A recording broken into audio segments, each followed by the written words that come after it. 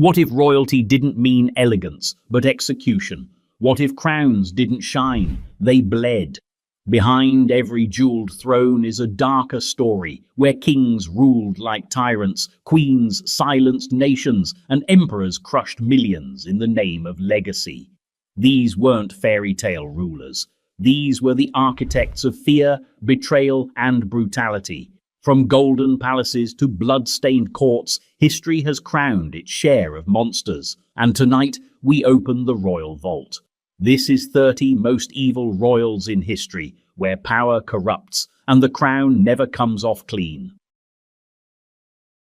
Before we dive in, if you love unraveling the darker corners of history, make sure to subscribe for more tales that you definitely won't find in your school textbook. And while you're here, tell us in the comments, where in the world are you watching from and what time is it right now?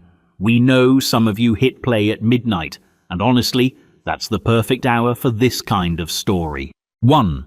King Leopold II of Belgium. He styled himself the Builder King, but that's not what they called him in the Congo.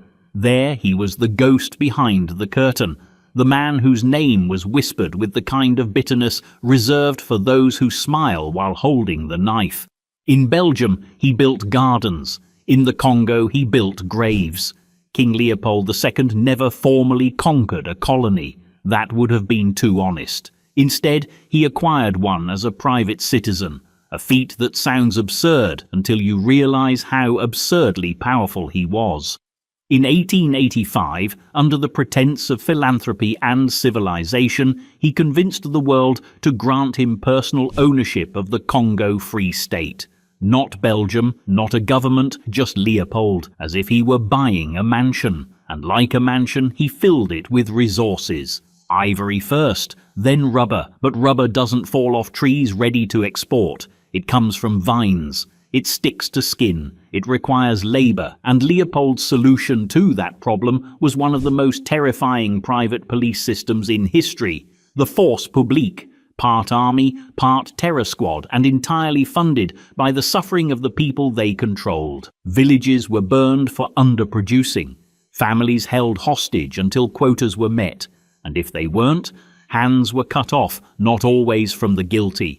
Sometimes a soldier would shoot at random, then return with a severed limb to prove they hadn't wasted a bullet. A million tiny lies piled into a mountain of horror. Leopold never saw it, never touched it. His hands remained gloved and ceremonial. From his ornate palace in Brussels, he managed a machine of exploitation that led to the deaths of an estimated 10 million Congolese.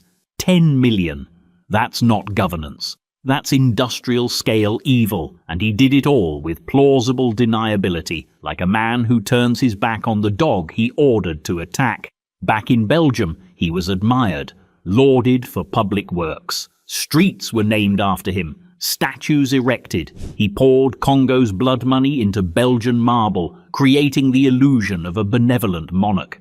You can still walk past his monuments today, some bearing vague plaques, others silently enduring the glares of passers-by who know better now. When international pressure finally mounted, due in large part to missionaries and journalists who refused to look away, Leopold didn't apologize. He sold the Congo to the Belgian state for a handsome sum. Yes, he sold people again. He died a year later, mourned by many of his citizens who wept without knowing or pretending not to know why his hands were so clean. Evil doesn't always shout. Sometimes it signs documents in gold ink and attends ribbon cuttings. Sometimes it speaks French, sips wine, and funds hospitals with one hand while strangling a continent with the other. And if you think that's as bad as monarchy gets, wait until you meet a Tsar who believed his own paranoia was divine will, a man whose nickname became a prophecy, because next we meet Ivan the Terrible. 2. Ivan IV. Ivan the Terrible of Russia. There are bad rulers, there are mad rulers, and then there's Ivan IV of Russia, a man so consumed by fear, rage, and sanctified delusion that he didn't just rule a kingdom, he scorched it from the inside out. Ivan was the first to be called Tsar of all Rus, and he made sure the title meant something terrifying. Crowned at age 16 in a display of divine symbolism, he presented himself as God's chosen sovereign. Russia, he declared, was no longer merely a realm, it was a fortress of faith, and he its grim gatekeeper. But Ivan didn't start out terrible, he started out terrified. Orphaned young, raised among the scheming boyars, Russia's feudal aristocrats, Ivan learned early that trust was a liability. He watched people smile while poisoning each other's cups. He witnessed courtiers vanish overnight. He grew up in the echo chamber of a royal court where loyalty was transactional and affection a myth. So when Ivan came of age, he repaid the world exactly what it had taught him, cruelty wrapped in ceremony. After a few early reforms, the kind historians love to mention to soften the blow, he unleashed a new form of monarchy built not on governance but on fear. His crowning creation, the Oprichnina, a black-clad paramilitary force loyal only to him.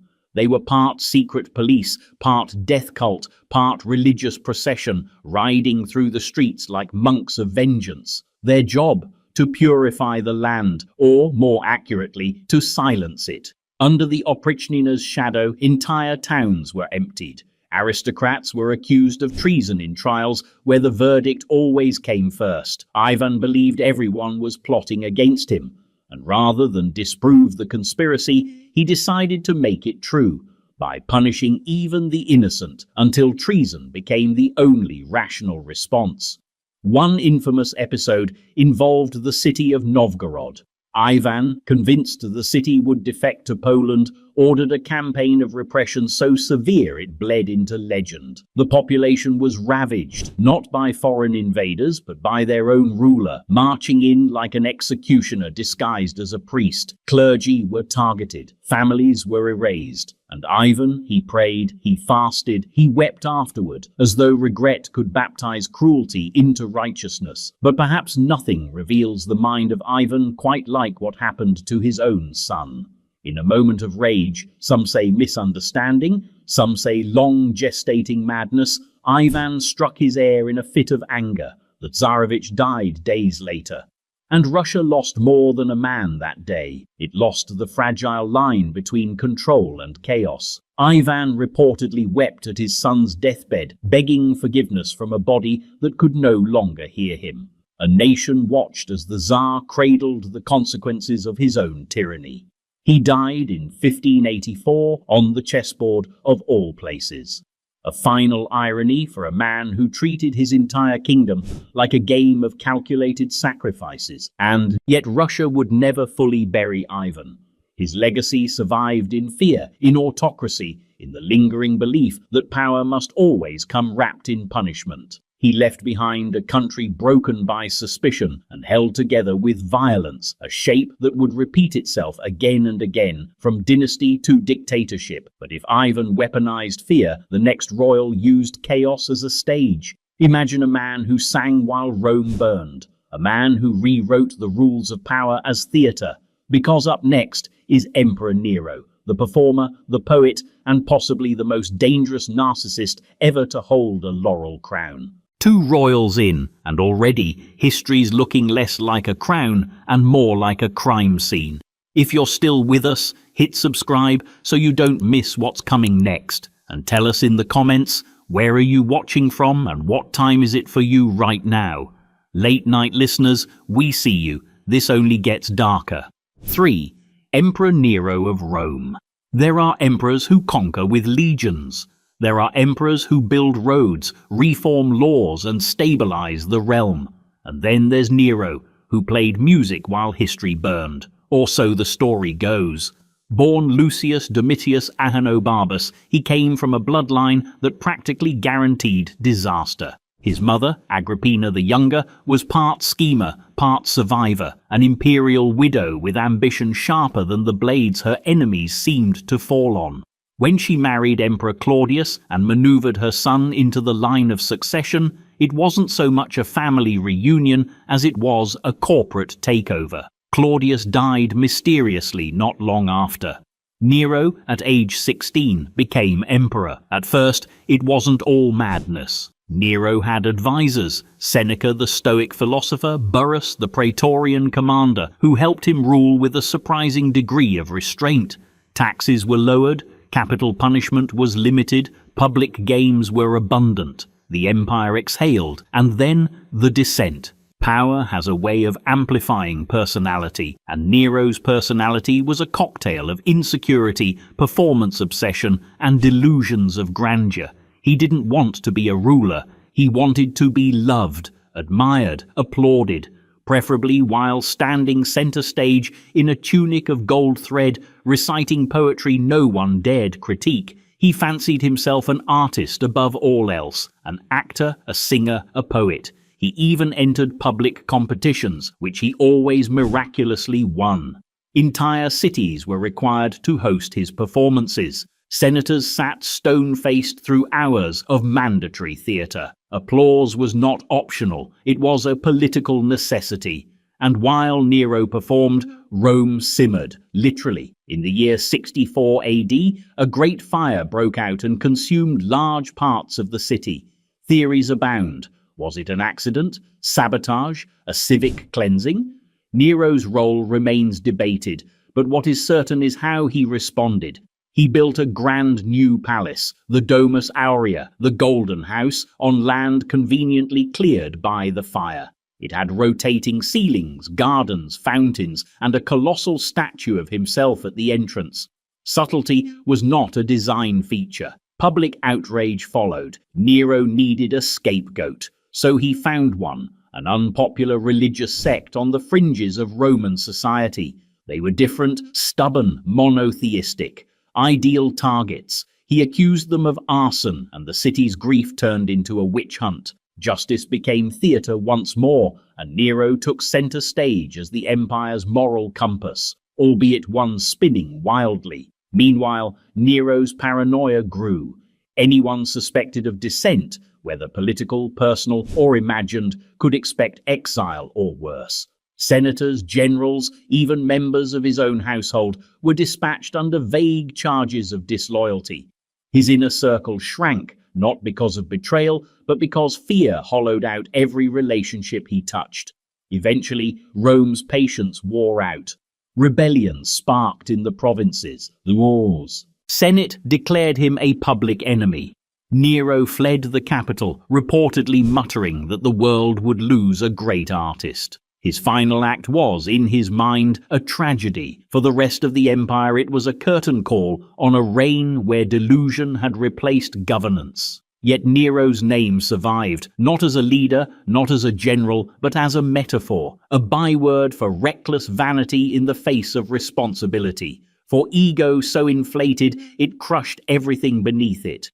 He didn't just burn bridges, he turned them into stage props. And still, Nero was hardly the last ruler to wear a pleasant mask over a brutal regime. Because, while Rome's fires eventually died out, another empire in the East was quietly building one of the most disturbing wartime legacies of the modern era. A legacy cloaked in silence and denials. Next, we step into the shadows of Imperial Japan and examine the quiet, complicated figure of Emperor Hirohito. 4. Emperor Hirohito of Japan. In photographs, he always looked so still. The glasses, the slender frame, the posture of a man who could vanish into a crowd if he weren't dressed like a living god. Emperor Hirohito ruled Japan for over 6 decades, but much of his legacy lives in what he did not say, what he did not stop, and what he did not acknowledge. Born in 1901 and enthroned in 1926, Hirohito inherited more than a crown. He inherited a mythology. According to state doctrine, he wasn't merely the emperor. He was a divine descendant of the sun goddess Amaterasu. The throne wasn't just political, it was celestial, and that divine status made him untouchable, unquestionable, and perhaps most dangerously unaccountable. Early in his reign, Japan was already tilting toward militarism.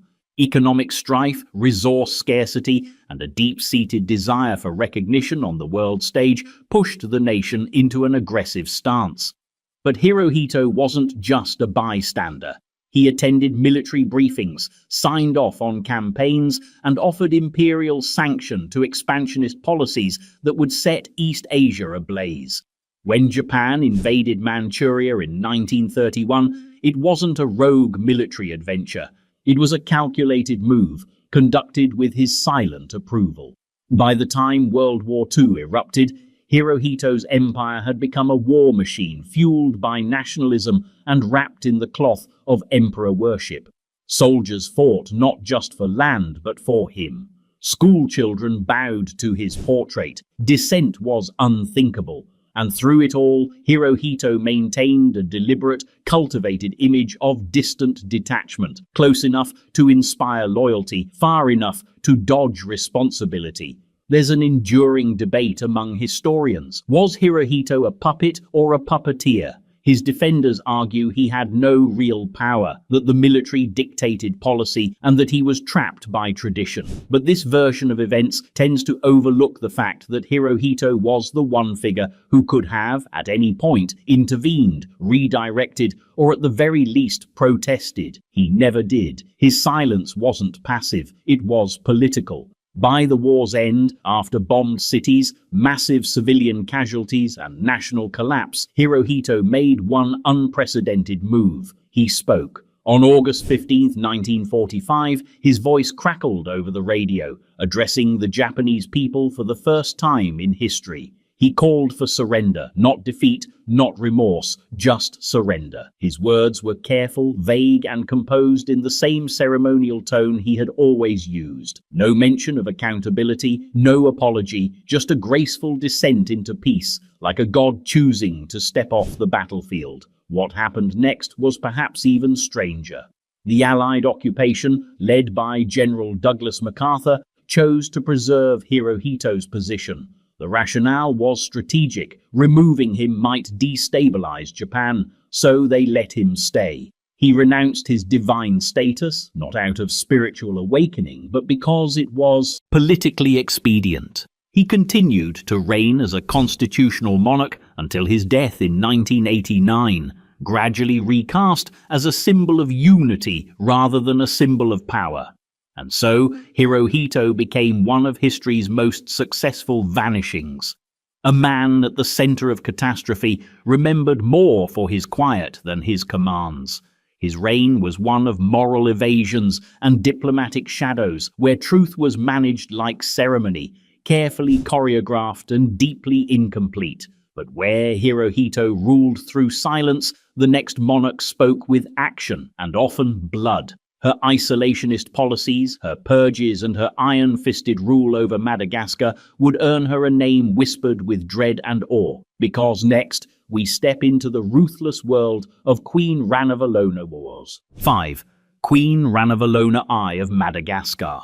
She ruled from a stone palace perched above Antananarivo, looking down not just on her capital, but on history itself. Queen Ranavalona I, sovereign of Madagascar from 1828 to 1861, wasn't just a monarch. She was a firewall, a storm, a force of nature wrapped in royal silk, and to some, she was the incarnation of national sovereignty. To others, she was a decades-long nightmare in a crown. When Ranavalona ascended the throne, the island was already at a crossroads. European missionaries were arriving. Foreign advisors whispered in court halls, treaties were signed. The future seemed pointed toward westernization, toward industry, commerce, Christianity. Ranavalona took one look at that future and set it on fire. Her reign became a relentless campaign against foreign influence and against anything, faiths, ideas, or people that threatened the traditional authority of the Marina monarchy. She expelled missionaries. She banned Christianity, she revoked treaties, but isolation was only the beginning. Ranavalona didn't just want Madagascar untouched, she wanted it purified. She reasserted the power of the royal cult, revived traditional rituals, and leaned heavily on Fanompoana, a system of forced service to the crown. Roads were built, palaces expanded, army ranks swelled, but behind each construction lay a trail of suffering. Thousands died under grueling conditions, marched through jungles, pushed past their physical limits. Infrastructure was achieved, yes, but at a cost so human it eroded the kingdom's soul. Then came the purges. Ranavalona believed dissent was treason, and treason was contagious. Nobles who opposed her, removed. Commoners accused of foreign sympathies, investigated. She instituted a system of ordeal-based justice that could turn mere accusation into condemnation.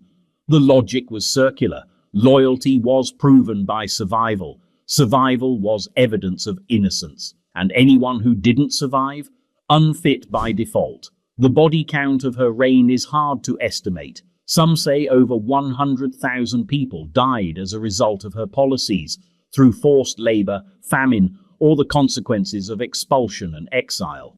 Others argue that these numbers were inflated by her foreign critics, eager to paint her as a savage queen resisting the light of civilization. And therein lies the moral knot of Ranavalona. Was she a tyrant or a defender?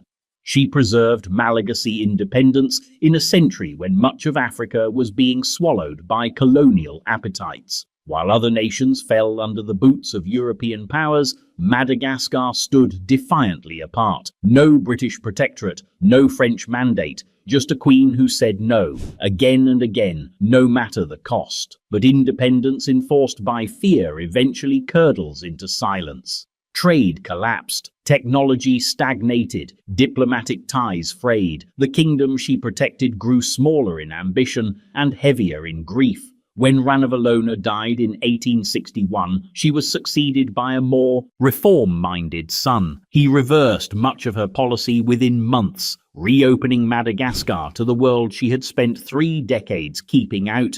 And yet, Ranavalona left a scar that still glints with contradiction. To some, she was a nationalist before the word existed, a queen who saw colonizers coming and slammed the door shut. To others, she was simply cruel. Her rule was a paradox, sovereign strength used to isolate, to punish, to preserve a kingdom that may have needed evolution more than preservation. But if Ranavalona ruled with an iron will, the next emperor wielded power like a weaponized joke, erratic, theatrical, and utterly detached from reality. A man who made absurdity into doctrine and governance into a dare, because next we descend into the grotesque empire of Caligula. 6. Caligula, Roman Emperor.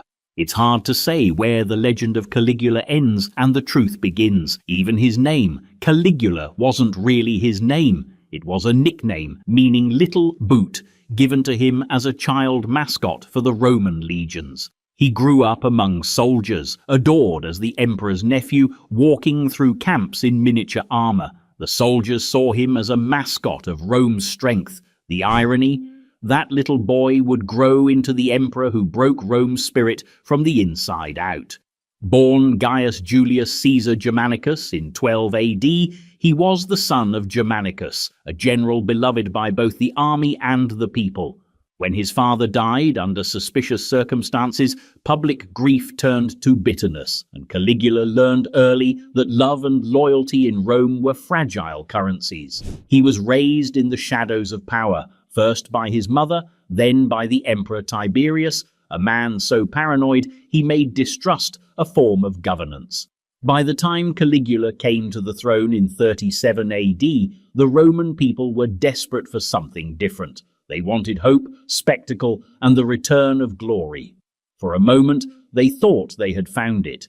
His first months as emperor were promising. He freed prisoners, granted bonuses to soldiers, and restored the rights of those wronged by Tiberius. He gave lavish public games, bread, circuses, and smiles. Rome adored him. And then came the fever. Historians debate what it was, a physical illness, a mental collapse, or both, but something changed in him. When Caligula recovered, the man who stood up was not the man who had fallen ill. He seemed convinced that he was not merely emperor by blood, but divine by nature. The line between mortal and God blurred, and Rome, unluckily, was his stage. He declared himself a living deity. Temples were erected in his honor. Statues of gods were remade with his own face. Senators were ordered to perform rituals to him. He began to refer to himself in the company of Jupiter, demanding the same reverence once reserved for celestial beings. And when reverence was offered without enthusiasm, he took it as treason. The Senate grew terrified, but Caligula seemed to thrive on fear. His rule became performance art, a kind of imperial absurdism. He spent fortunes on vanity projects, hosted endless spectacles, and indulged in symbolic humiliations of the Roman elite. He was said to have appointed his horse Incitatus as a priest, perhaps as satire, perhaps as mockery, perhaps as both. He didn't need to destroy the Senate. He could simply turn it into a joke, but even his jokes had consequences. The empire groaned under the weight of his spending.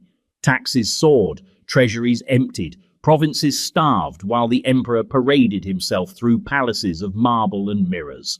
Those who questioned his judgment didn't live long enough to regret it. He ruled not by law, but by impulse, a government of whims. And yet beneath the chaos lay a strange kind of logic. Fear and fascination were forms of power. Caligula understood that in Rome, spectacle was stronger than justice. If he couldn't be loved or respected, he would be remembered. When his own guards finally turned on him in 41 AD, ending his 4-year reign in the most Roman way possible through conspiracy, it wasn't the end of his myth, it was the beginning of it. Caligula left behind not a legacy of conquest, but a cautionary tale. What happens when divine ego replaces human empathy? Rome had seen tyrants before, but none who seemed to enjoy it quite so much. And just as Rome began to recover from the madness of one self-proclaimed god, another ruler, centuries earlier, was building his own legend on fear and prophecy. A king whose paranoia was so intense that it rewrote history itself. Next, the crown passes to King Herod the Great. 7. King Herod the Great. In the grand halls of biblical history, Herod the Great appears like a shadow stitched to a crown, a ruler both magnificent and monstrous, celebrated for his ambition and reviled for his fear. To some, he was the architect of Judea's golden age. To others, he was the tyrant whose throne was built on suspicion and silence. Herod's story isn't just one of cruelty, it's one of contradictions. He was born in 73 BCE, not quite royal, but close enough to reach for it. The Herodian dynasty was a patchwork of power, part Jewish, part Arab, and entirely Roman in allegiance. Herod understood early that survival in the eastern provinces meant playing politics like a street game, fast, ruthless, and without apology. He came to power with Roman support, appointed by the Senate as King of the Jews. The title was as loaded as a drawn bow. Judea was no easy province. It was torn between factions, faiths, and foreign overlords. Herod positioned himself in the middle, a Jew who built Roman temples, a king who spoke Greek in court, a client ruler who dressed his tyranny in diplomacy. To secure power, he first had to neutralize every threat, real, imagined, or manufactured, and he did so with clinical precision. The Hasmonean dynasty, from which his wife Mariam descended, was once beloved by the Jewish people. That made it a liability. Herod married into it for legitimacy, then spent the rest of his reign tearing it apart. He ordered the execution of his wife, then her mother, then her brother, then eventually 2 of his own sons. Every branch of the family tree that cast a shadow over his throne was pruned with surgical paranoia. He once famously said it was safer to be his pig than his son, a dark joke made all the darker by the fact that it was probably true. And yet, while Herod erased bloodlines, he erected monuments. He rebuilt the Second Temple in Jerusalem into a marvel of engineering and grandeur. He fortified cities, constructed palaces, and created aqueducts, theaters, and stadiums that drew admiration from across the empire. Caesarea Maritima, his showcase port city, was a technological feat that proved Judea could stand shoulder to shoulder with Rome. He was not a mindless despot. He was a builder, a strategist, a master manipulator of image. He threw games and feasts. He paid tributes. He played the part of Rome's loyal ally so well that Augustus himself called him a friend of Caesar. But behind the polished marble was a king trapped by the echo of his own doubts. Even the Gospels immortalized his paranoia. Though historians debate the event's historicity, Herod is remembered in the Christian tradition for ordering the massacre of infants in Bethlehem in a desperate attempt to eliminate a newborn king of the Jews. Whether that event occurred or not, the fact that it was believable says more about Herod than any statue he built. When Herod died in 4 BCE, he left behind a divided kingdom, split among sons who had learned more about fear than leadership. His funeral procession was grand as he had ordered. Thousands marched, musicians played, statues of him were paraded through the streets, but no monument could wash away the unease of his reign. Herod's legacy is one of dazzling surfaces and dark corridors, a ruler who expanded his kingdom and shrunk his soul. A king who gave Rome reason to praise him and his people reason to hide. 8. King Richard III of England. He is perhaps the most famous villain in English history, a crooked shadow with a crooked spine, remembered for a crown stolen and nephews vanished. King Richard III has been called a tyrant, a usurper, and a murderer, and depending on who you ask, he may have been all of those things, or none of them. But one truth remains. His rise to power was soaked in suspicion, and his reign, though brief, left a legacy of distrust that still echoes through the royal halls of England. Born in 1452 into the powerful House of York, Richard was the 11th child of Richard, Duke of York. He came of age during the bloody and complicated Wars of the Roses, a dynastic conflict that turned England's noble families into shifting battle lines. Brothers turned on brothers, crowns were won and lost, and the idea of royal legitimacy began to seem like a very expensive joke. Richard fought loyally for his brother Edward IV, helping him reclaim and maintain the throne. He was made Duke of Gloucester, and unlike many in his family, he showed military skill, administrative competence, and a dangerous amount of patience. While others grabbed for titles, Richard waited and watched. Then came 1483. Edward IV died unexpectedly, leaving his 12-year-old son, Edward V, as heir. Richard, the boy's uncle, was named Lord Protector, a temporary role, supposedly. A guardian of the crown, not its wearer. But within weeks, the young king and his younger brother were taken to the Tower of London for their protection. They were never seen again. What happened in that tower remains one of the darkest questions in English history. The official story, at least Richard's version, was that the two boys were illegitimate, born from an unlawful marriage and therefore unfit to rule. Parliament agreed, declared Richard the rightful king, and he was crowned as Richard III. But suspicions grew like ivy. The prince's disappearance cast a permanent stain on Richard's rule. Even those who once supported him began to whisper. The disappearance wasn't just a tragedy, it was a riddle without an answer, and one the crown could never explain away. Richard ruled for just over 2 years, but in that short time he earned a reputation for cold efficiency. He enacted reforms in the legal system that actually protected the common people, protections against corruption, access to bail, and efforts to make the court system more fair.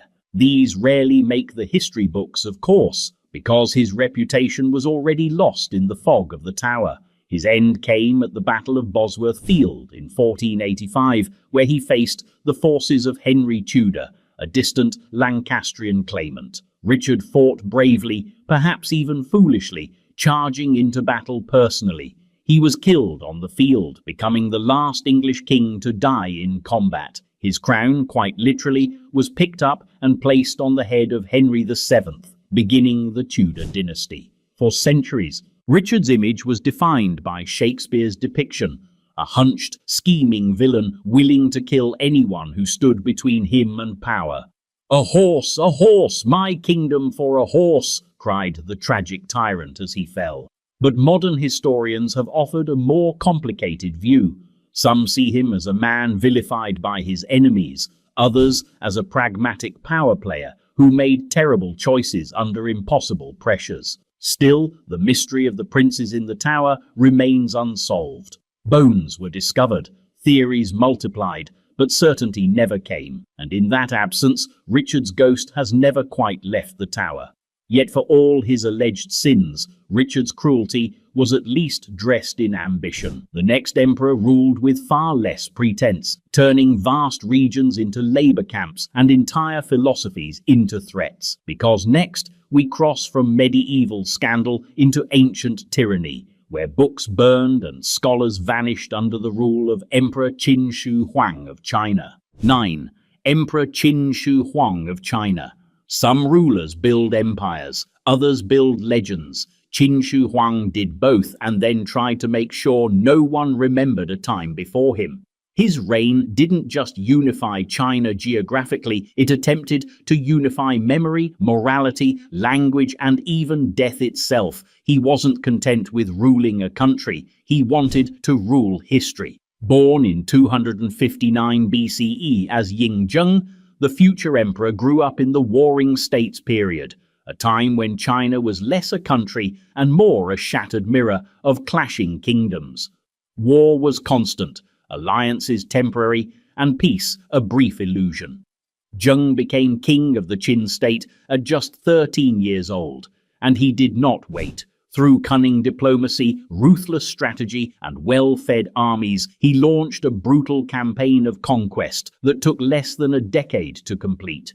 By 221 BCE, he had defeated all rival kingdoms and declared himself the first emperor of a unified China. Qin Shi Huang, meaning first emperor of Qin. That title was no accident. He rejected the old term king. Kings could be challenged. Emperors were eternal. He considered his reign the start of time itself, so much so that he reset the calendar, abolished hereditary fiefdoms, and wiped clean the political map. He was, in his eyes, the axis upon which civilization now spun. With unification came standardization. Qin Shi Huang established a uniform written script, weights and measures, axle lengths for carts, and even road widths. Trade became easier, travel more predictable, and beneath this wave of bureaucratic brilliance, a colder logic settled in. If everything could be standardized, so could thought. That's when the fires began. Under the guidance of his legalist advisors, particularly the infamous Li Si, the emperor began a war not just on enemies of the state, but on ideas. He viewed Confucianism, literature, and philosophy as destabilizing forces.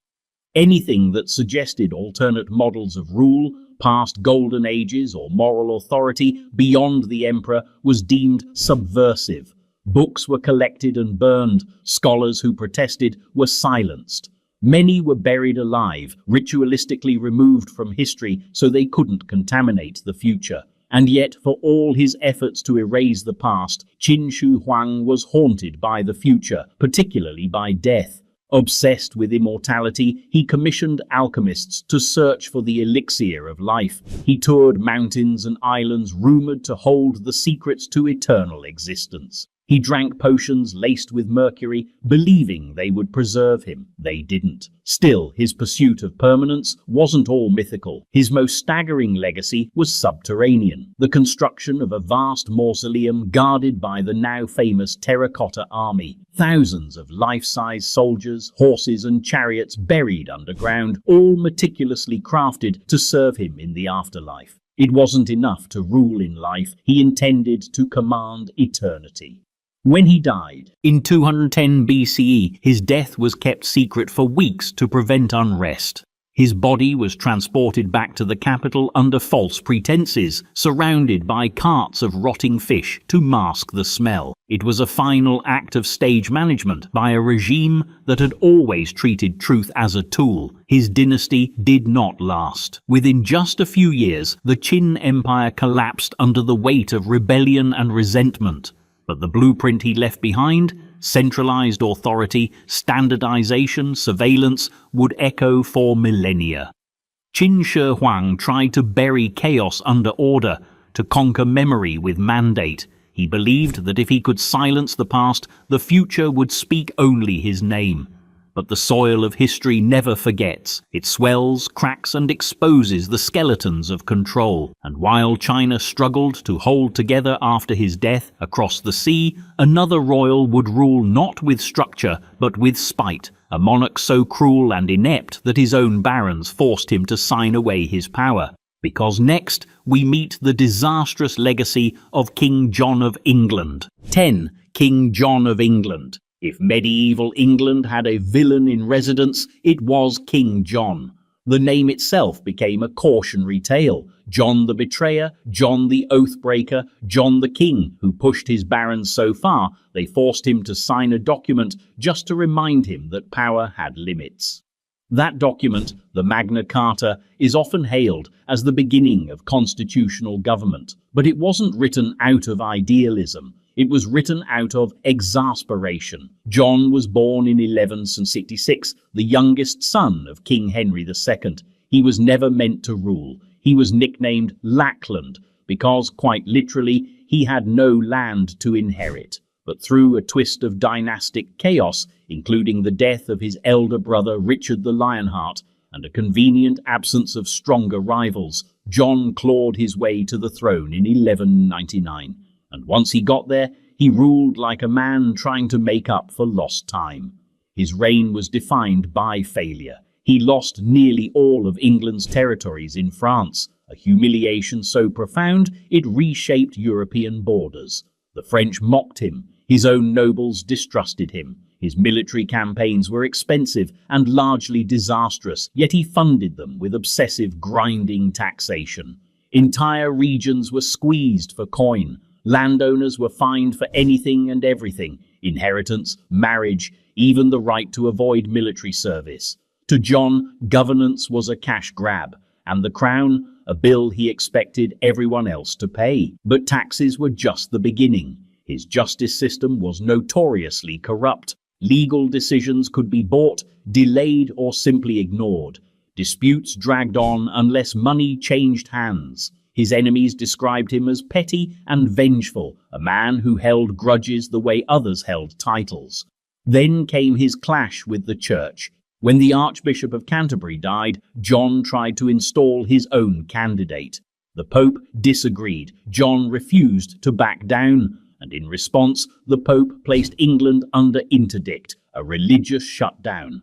No church services, no weddings, no burials. For 6 years, John was excommunicated, and yet, rather than yielding, he exploited the situation, seizing church property, pocketing church revenues, and treating the spiritual crisis as a political opportunity.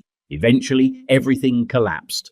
In 1215, facing open rebellion from his barons, John was forced to negotiate. The result was the Magna Carta, a list of demands and constraints on royal power. It was less a philosophical declaration and more a royal ceasefire. But its symbolic impact grew with time. For the first time, a king of England had been told in writing that he was not above the law. Of course, John didn't honor it. He appealed to the Pope, who annulled the charter, calling it void. Civil war followed. John died the next year, some said of dysentery, others claimed stress and rage had eaten him from within. His passing brought little mourning. The crown passed to his young son, Henry III, whose regents were left to repair a country hollowed out by misrule. King John's legacy is a contradiction. He failed as a ruler, yet his failures produced one of the most influential legal documents in history. He was hated in his lifetime and mythologized in shame afterward. Even in literature, he rarely gets redemption. He is the cowardly villain in Robin Hood tales, the monarch whose name evokes mismanagement, arrogance, and the kind of royal behavior that makes rebellions not just understandable, but inevitable. But while John stumbled into infamy through greed and incompetence, the next king stepped into darkness willingly, dragging an entire court into chaos and blood. A king of 6 wives, countless executions, and one colossal break from the church. Because next, the throne passes to King Henry VIII of England. 11. King Henry VIII of England. If there's one monarch who turned personal problems into national crises, it was King Henry VIII. He wasn't just a king, he was a one-man wrecking ball, smashing through tradition, marriage vows, religious unity, and anyone who dared to stand in the way of his desires. And yet, he's remembered as much for his flamboyant court as for the quiet terror that hung in the air whenever his temper shifted.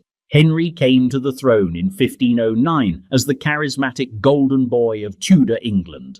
Young, athletic, well-educated and popular, he seemed like the Renaissance dream in royal form. He played music, spoke several languages, jousted with flair, and hosted banquets that blurred the line between celebration and statecraft. But beneath the veneer of charm was a streak of insecurity, obsession, and control that would slowly eclipse his early promise. The trouble, as it so often did in royal courts, began with succession. Henry desperately needed a male heir. His first wife, Catherine of Aragon, had failed to produce one that lived to adulthood, and Henry grew restless. But divorce wasn't an option, not just politically, but theologically. England was a Catholic country, and the Pope had the final say in such matters. Henry asked Rome to annul the marriage. Rome declined, so Henry changed the game. He declared himself supreme head of the Church of England, effectively cutting England off from the authority of the Pope. It was a seismic break, cloaked in religious reformation, but driven by personal desire. He married Anne Boleyn, his second wife, without papal approval. Parliament passed the necessary laws. Bishops either complied or disappeared. The English Reformation had begun, not from a groundswell of faith, but from a monarch who didn't like being told no. From there, Henry's rule grew heavier. He dissolved the monasteries, seizing their land and wealth, effectively erasing centuries of religious tradition and filling the royal treasury in the process. He executed dissenters, both noble and common, and restructured the nobility so that loyalty to the crown mattered more than lineage. His court became a theatre of masks, where flattery was currency and missteps could lead to ruin. And then there were the marriages, 6 in total. Political alliances, personal passions, strategic moves, all ending in either death, divorce, or disappointment. Behind every wedding was a country holding its breath. Behind every queen, a shadow of impermanence. By the time of his death in 1547, Henry was physically unrecognizable from the youth who had dazzled his kingdom. Ill, isolated, and increasingly paranoid, he left behind a fractured church, an unstable line of succession, and a court drained by decades of spectacle and suspicion. His only surviving son, Edward VI, inherited the throne as a child, just one more uncertain figure in the royal game Henry had spent his life rewriting. Henry VIII's legacy is a mix of bold transformation and ruthless self-interest. He reshaped England's political and religious landscape, not out of vision, but out of willpower. He reigned like a man convinced that history would forgive everything, as long as it was interesting. But if Henry believed kings could do no wrong, the next monarch took that belief to its terrifying extreme, ruling not through policy or reform, but through whim, obsession, and the chilling belief that power itself was proof of righteousness. Because next, we cross into the unpredictable empire of Sultan Ibrahim I, the Mad of the Ottoman Empire. 12. Sultan Ibrahim IV, the Mad of the Ottoman Empire. Few rulers have worn the crown more reluctantly or more destructively than Sultan Ibrahim I of the Ottoman Empire. His nickname, the Mad, wasn't just a jab at his mental state. It was an attempt to explain what happens when a man raised in isolation, suspicion, and paranoia suddenly finds himself in charge of one of the most powerful empires in the world, with no preparation and no guardrails. Born in 1615, Ibrahim was never meant to rule in the usual sense. His early life was spent almost entirely confined to the kefes, a gilded prison within the Ottoman palace complex. It was there that potential heirs to the throne were kept, technically alive, politically neutralized. The logic behind the system was simple. Better to keep possible rivals secluded than to risk civil war. But the psychological toll was profound. Ibrahim spent most of his formative years in a state of uncertainty, surrounded by shadows, cut off from real human connection, and haunted by the ever-present fear of execution. When his brother, Sultan Murad IV, died in 1640, Ibrahim was the last male heir left standing. He was pulled from confinement and placed on the throne almost overnight. Accounts from the time describe him as reluctant, dazed, even refusing to believe his brother was truly dead, fearing it was a trap to lure him into the open. It wasn't paranoia, it was survival instinct honed by years of isolation. Once crowned, Ibrahim became a monarch with absolute authority, but no experience and no emotional grounding. He was highly susceptible to manipulation. His mother, Kösem Sultan, effectively ruled from behind the curtain in the early years of his reign. Ministers and courtiers quickly learned that access to the Sultan's favor could be bought, especially when flattery and indulgence were involved. The empire itself, meanwhile, suffered. Corruption deepened. Appointments to high office were based less on merit and more on bribery or personal whim. Foreign policy drifted. The Ottoman treasury was strained by excessive spending, lavish gifts, and pet projects with no strategic value. Ibrahim's focus was inward, obsessed with personal pleasures, increasingly erratic in behavior, and oblivious to the growing unrest among the military and political elite. At a time when the empire needed steady hands and clear decisions, it got confusion and spectacle. His unpredictability became a liability not just to the court, but to the entire state apparatus. Tensions with the Janissaries, the empire's elite military corps, began to rise. Faith in the throne crumbled. Eventually, even his powerful mother could no longer protect him. In 1648, after 8 chaotic years, a palace coup deposed Ibrahim. He was imprisoned and not long after executed by royal decree, a rare and chilling end for an Ottoman sultan. His death marked the final act of a reign defined less by villainy and more by vacancy, mismanagement, and the dangers of inherited power without guidance. But if Ibrahim's madness was nurtured by captivity, the next emperor wielded terror by choice, constructing monuments to power while erasing entire families in the name of control. A man whose name meant perpetual happiness, though his reign was anything but. Because next, we enter the ruthless court of Emperor Yongle of China. 13.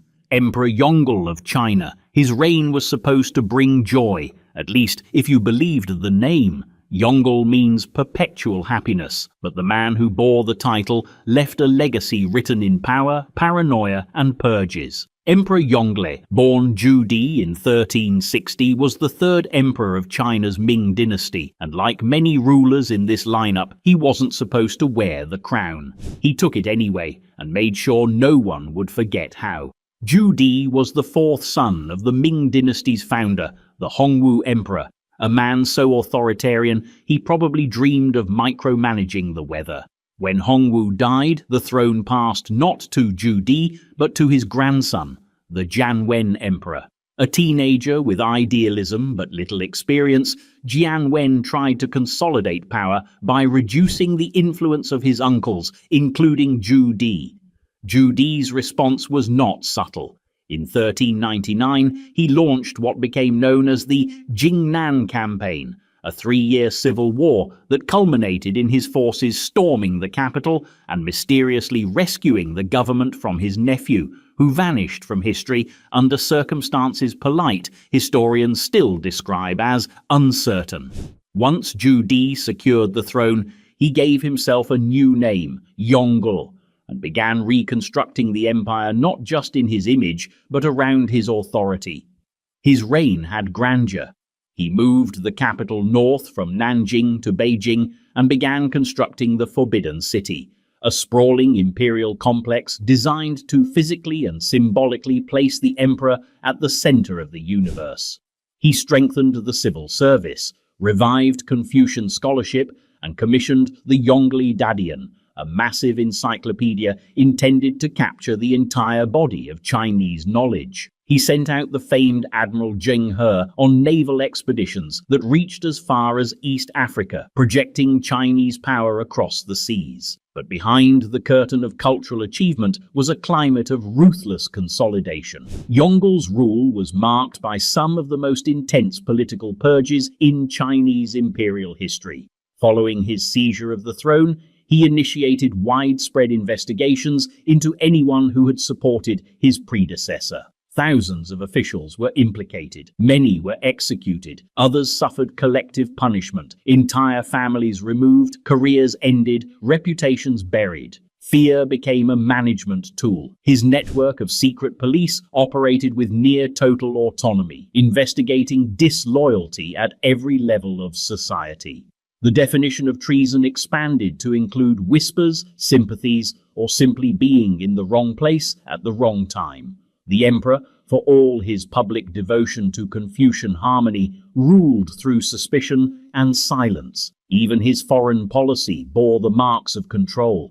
The naval voyages of Zheng He, often celebrated as peaceful trade missions, were also symbolic shows of force, floating declarations of Yongg's supremacy. When tribute was offered, China responded with gifts. When tribute wasn't, there were consequences. Yonggl died in 1424, leaving behind a fortified capital, a deeply shaken bureaucracy, and a China that had grown both in scope and in silence. His was a reign of stunning contrast, cultural brilliance set against political brutality, forward vision fused with backward repression. And while Yonggl built empires on fear and architecture, the next monarch turned sectarian tension into a massacre, erupting in bloodshed so sudden and calculated it stained not only a kingdom but the conscience of a continent. Because next we face the brutal legacy of King Charles IX of France. 14. King Charles IX of France. Some monarchs inherit crowns, others inherit fires. King Charles IX of France inherited both and then poured oil on the blaze. Crowned at just 10 years old during one of the most violent periods in French history, Charles was a boy king in a nation split down the middle. Catholic versus Huguenot, old power versus reform. The wars of religion were already rumbling beneath the surface when Charles took the throne in 1560. By the time his reign ended 14 years later, that rumbling had turned into a roar. As a child, Charles had little say in the affairs of state. Real power rested with his formidable mother, Catherine de' Medici, a shrewd political operator with the instincts of a survivor and the spine of a Roman senator. She ruled from behind the veil, managing factions, arranging marriages, and playing rival nobles against one another with exhausting precision. But balance was never her endgame. It was containment. France at the time was a powder keg. The Protestant Reformation had swept through Europe, and French Protestants, known as Huguenots, were gaining influence. The Catholic elite saw them as heretics and traitors. The Huguenots saw themselves as modernizers and victims. Neither side was entirely wrong. Both sides were entirely armed. In an effort to secure peace, Catherine arranged a politically strategic marriage between her daughter, Marguerite de Valois, and the Protestant prince Henry of Navarre. The wedding brought thousands of Protestants to Paris in 1572. For a moment, it looked like unity might be possible. Then came the night. On August the 24th, 1572, just days after the wedding, violence erupted. What began as an assassination attempt on Huguenot leader Gaspard de Coligny turned into a full-scale massacre. Over the next several days, Protestant men, women, and children were hunted through the streets of Paris and killed by Catholic mobs. The violence spread to the provinces. In total, thousands died. The St. Bartholomew's Day massacre, as it came to be known, would stain Charles IX's reign forever. The role Charles played in ordering or simply allowing the massacre remains debated. What is clear is that he was present at the council where the decision to act against the Huguenot leadership was made. Some say he was manipulated by his mother. Others argue he gave the order himself, either out of fear, fury, or sheer exhaustion from trying to hold together a kingdom tearing at the seams. After the massacre, Charles reportedly spiraled. His health declined. He became erratic, plagued by guilt and paranoia. He died just 2 years later at the age of 23. Some said it was illness. Others whispered it was the weight of what he'd allowed. Charles IX never fully ruled, never fully resisted, and never fully recovered. His legacy is a cautionary tale of weak kings in strong storms, and how inaction, when mixed with fear, can be just as destructive as tyranny. But while Charles ruled in indecision, the next emperor ruled with cold, calculated intent. He didn't simply punish disloyalty, he institutionalized it, turned it into policy, and called it order. Because next we move from the shattered altars of France to the marble corridors of Rome under Emperor Tiberius. 15. Emperor Tiberius of Rome. Tiberius was never supposed to be emperor. He didn't want the power, didn't chase the crown, and didn't enjoy the spotlight. And maybe that's what made him dangerous. He didn't rule Rome like a conqueror or a visionary. He ruled it like a man reluctantly trapped in a cage made of expectations, suspicion, and power he couldn't escape. Born in 42 BCE, Tiberius was the stepson of Rome's first emperor Augustus, who spent much of his life grooming successors and then discarding them when they failed to meet his exacting standards. Tiberius was an afterthought for years, overshadowed by more charismatic heirs who died or disappointed one by one until only Tiberius remained. In 14 CE, when Augustus finally died, Rome had its second emperor, and the empire, which had been learning how to be ruled by one man, now had to learn what it meant to be ruled by one man who didn't care to be loved. In his early years, Tiberius governed with caution and competence. He kept the empire's borders secure, balanced the budget, and avoided unnecessary wars. He understood administration, preferred routine over glory, and had little appetite for extravagance. But as the years wore on, the emperor's distrust grew deeper and more dangerous. Tiberius believed Rome's Senate was filled with flatterers and traitors, and unfortunately for Rome, he wasn't entirely wrong. The Senate, weakened under Augustus, had lost much of its independence and authority. What remained was a body skilled in self-preservation, eager to praise, reluctant to oppose. But where Augustus had played the game with charm and manipulation, Tiberius played it with bitterness and withdrawal. He began retreating from public life. By 26 CE, he left Rome entirely, relocating to the island of Capri, a secluded cliff-top retreat where he could watch the empire from a distance. He rarely returned. Official business was conducted through letters. Meanwhile, his growing distrust of the Senate and of people in general manifested in a rise of treason trials. Accusations of disloyalty became political tools. A word, a joke, an insult whispered at the wrong banquet could lead to charges of treason. Confiscated property flowed into imperial coffers. Senators and equestrians lived in fear. The city of Rome held its breath. At the center of this machinery was Sejanus, the commander of the Praetorian Guard and Tiberius's right hand. For years, Sejanus acted as the emperor's proxy in Rome, consolidating power, eliminating rivals, and perhaps nursing ambitions of his own. Eventually, Tiberius turned on him too. Sejanus was arrested, executed, and his name struck from records. More purges followed. Tiberius had come to see conspiracy everywhere, and in the absence of real enemies, suspicion filled the gaps. He died in 37 CE, an old man cut off from his capital, his people, and any legacy of affection. Rome had survived him, but it had been bruised in the process, made colder, more cynical, and more used to living under the shadow of absolute rule. But where Tiberius's paranoia hollowed out the empire from within, the next Tsar ruled as if repression itself were a patriotic duty. A sovereign who believed surveillance was safety, and whose grip on Russia came at the cost of its soul. Because next, we descend into the iron-fisted reign of Tsar Nicholas I of Russia. 16. Tsar Nicholas IV of Russia. If absolutism had a patron saint, it would be Tsar Nicholas I. His reign, beginning in 1825, was not merely about ruling. It was about control, doctrine and order, imposed from the top down like a steel lid on a boiling pot. For Nicholas, Russia was not a nation to be led, but a fortress to be defended. From enemies abroad, ideas within, and most of all, from change. He wasn't born to be Tsar. That role was meant for his older brother, Alexander I, whose death sparked confusion and chaos.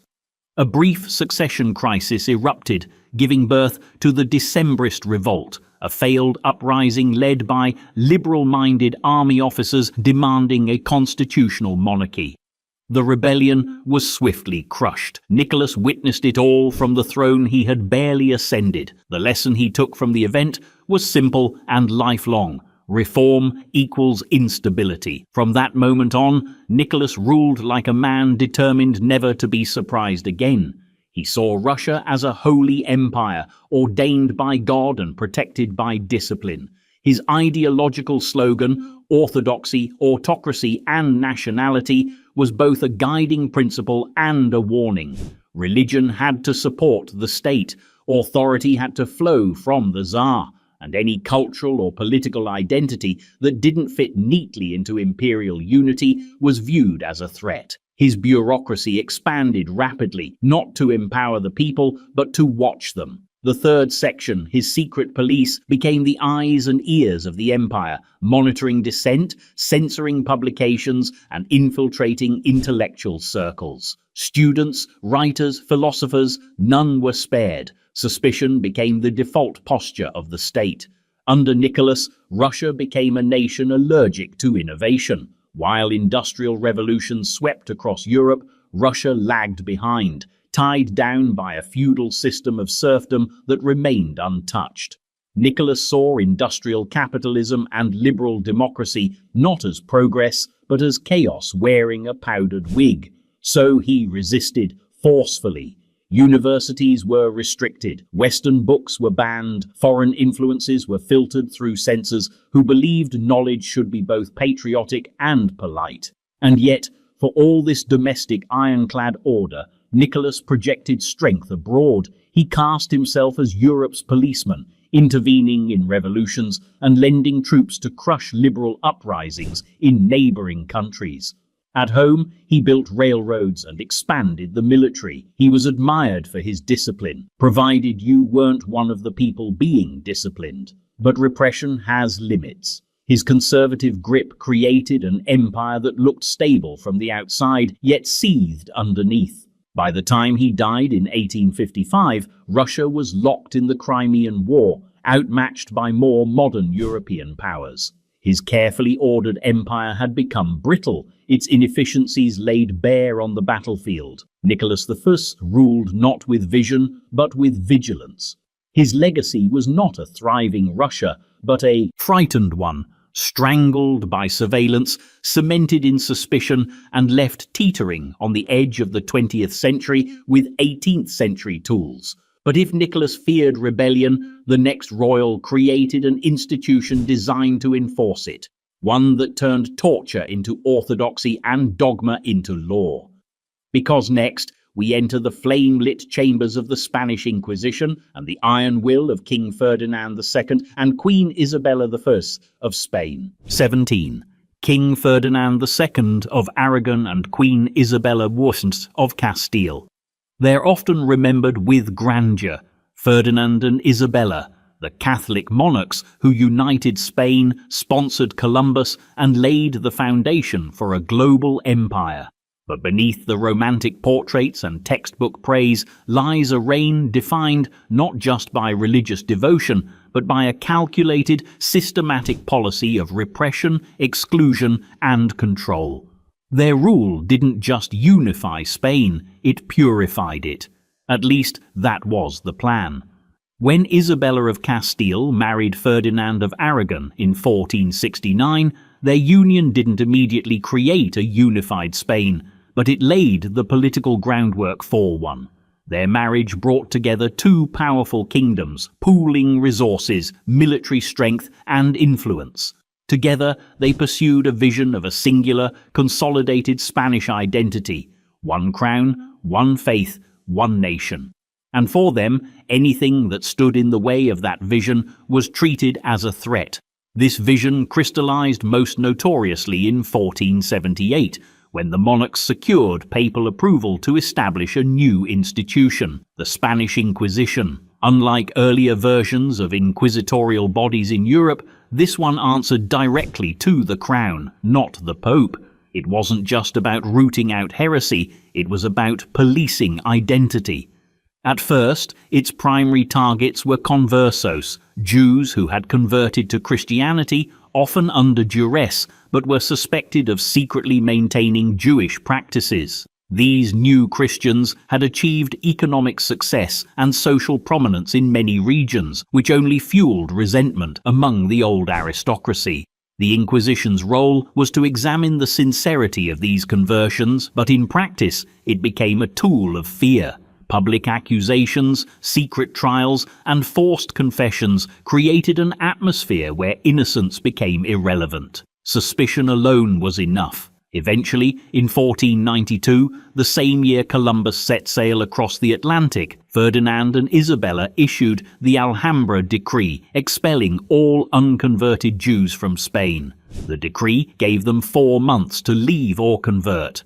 Many fled, leaving behind property, businesses, and generations of cultural heritage. Those who stayed often faced continued surveillance under the Inquisition. A few years later, Muslims too would face similar choices: conversion, exile, or eventual repression. Their policies weren't just spiritual, they were also strategic. In a time of political instability and religious pluralism, Ferdinand and Isabella believed religious unity would produce political loyalty. But instead of unity, they created a legacy of fear and division. Spain's cultural diversity, once its strength under earlier Muslim rule, was hollowed out.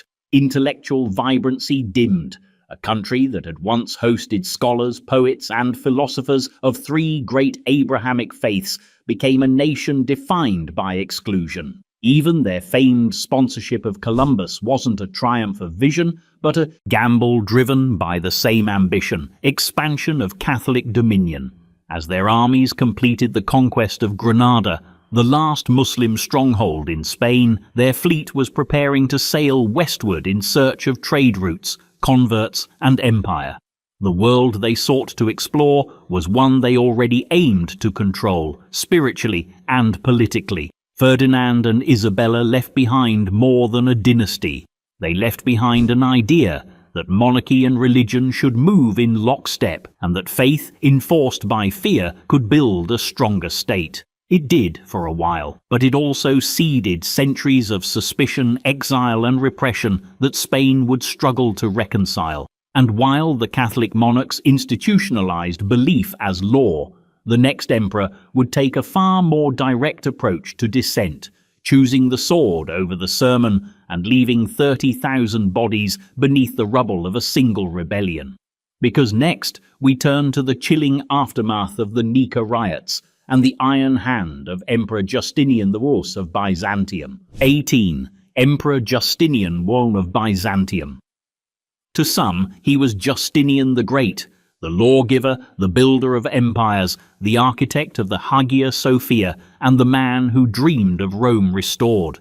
But greatness, especially in imperial terms, often comes packaged with cruelty, and Justinian's legacy, shining as it might appear from a distance, casts a long and merciless shadow.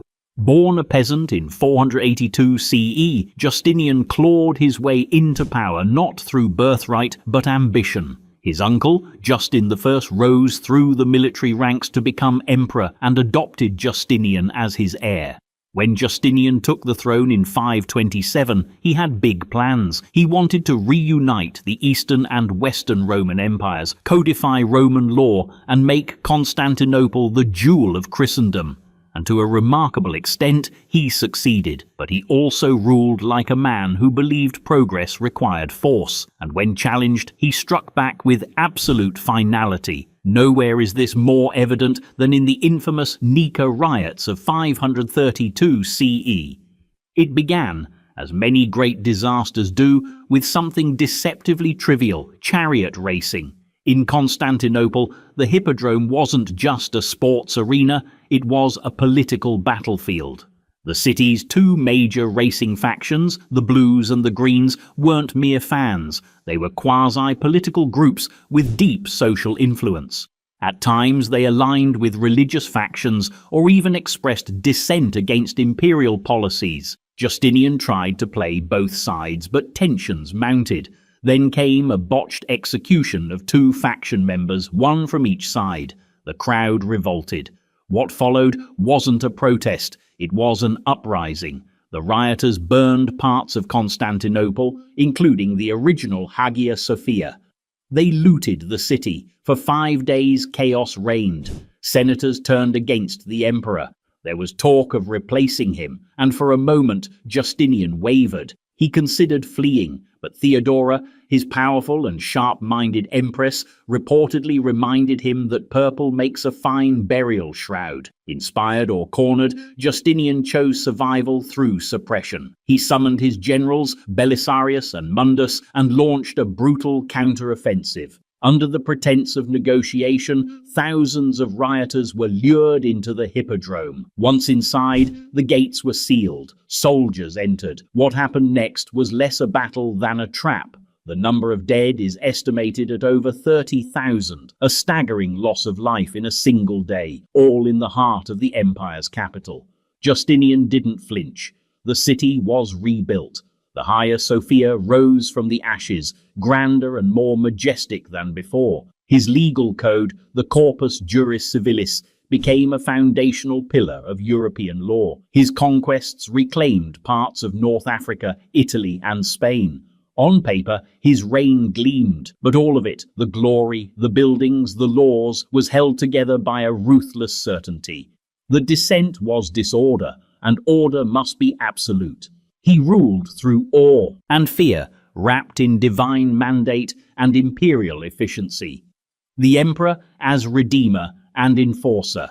Justinian died in 565 CE, having reshaped the Byzantine Empire into a vision of order and splendor. But the cost was silence, enforced, unyielding silence. And while Justinian crushed mobs in a single decisive stroke, the next king deployed cruelty not as a response, but as policy, draping himself in divine right, while his judges earned names like the hanging judge. Because next, the crown darkens again under King James II of England. 19. King James II of England. James II ruled like a man determined to find the exact breaking point of a nation's patience.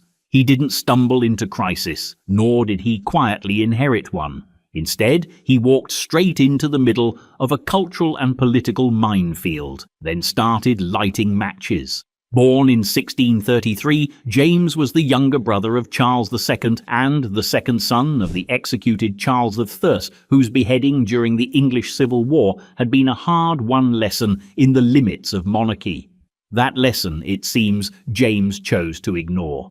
Where Charles II had ruled with caution and compromise, mellowed by exile and keen on self-preservation, James came to the throne in 1685 with a much firmer conviction that kings ruled by divine right, and Parliament was a formality he could afford to sideline. From the start, his reign provoked anxiety.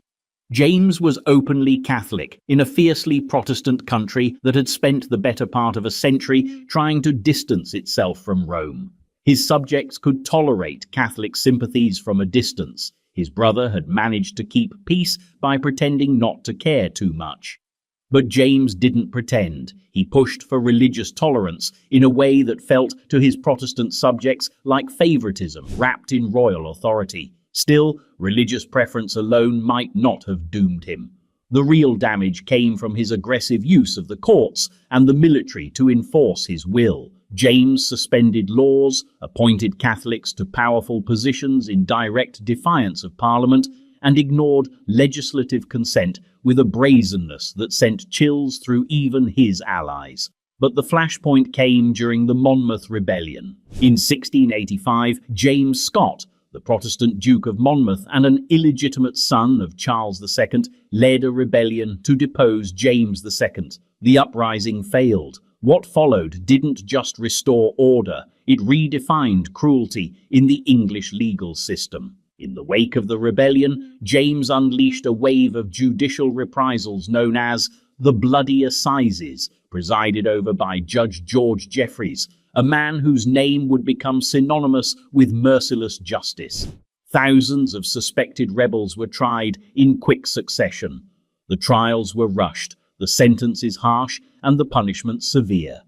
Though James didn't personally conduct the trials, they were carried out under his authority and with his full approval. To many, it was a massacre wrapped in the language of legality. Even staunch royalists began to question whether James was safeguarding the crown or simply settling scores. The final blow came in 1688, when James's wife gave birth to a son, a Catholic heir.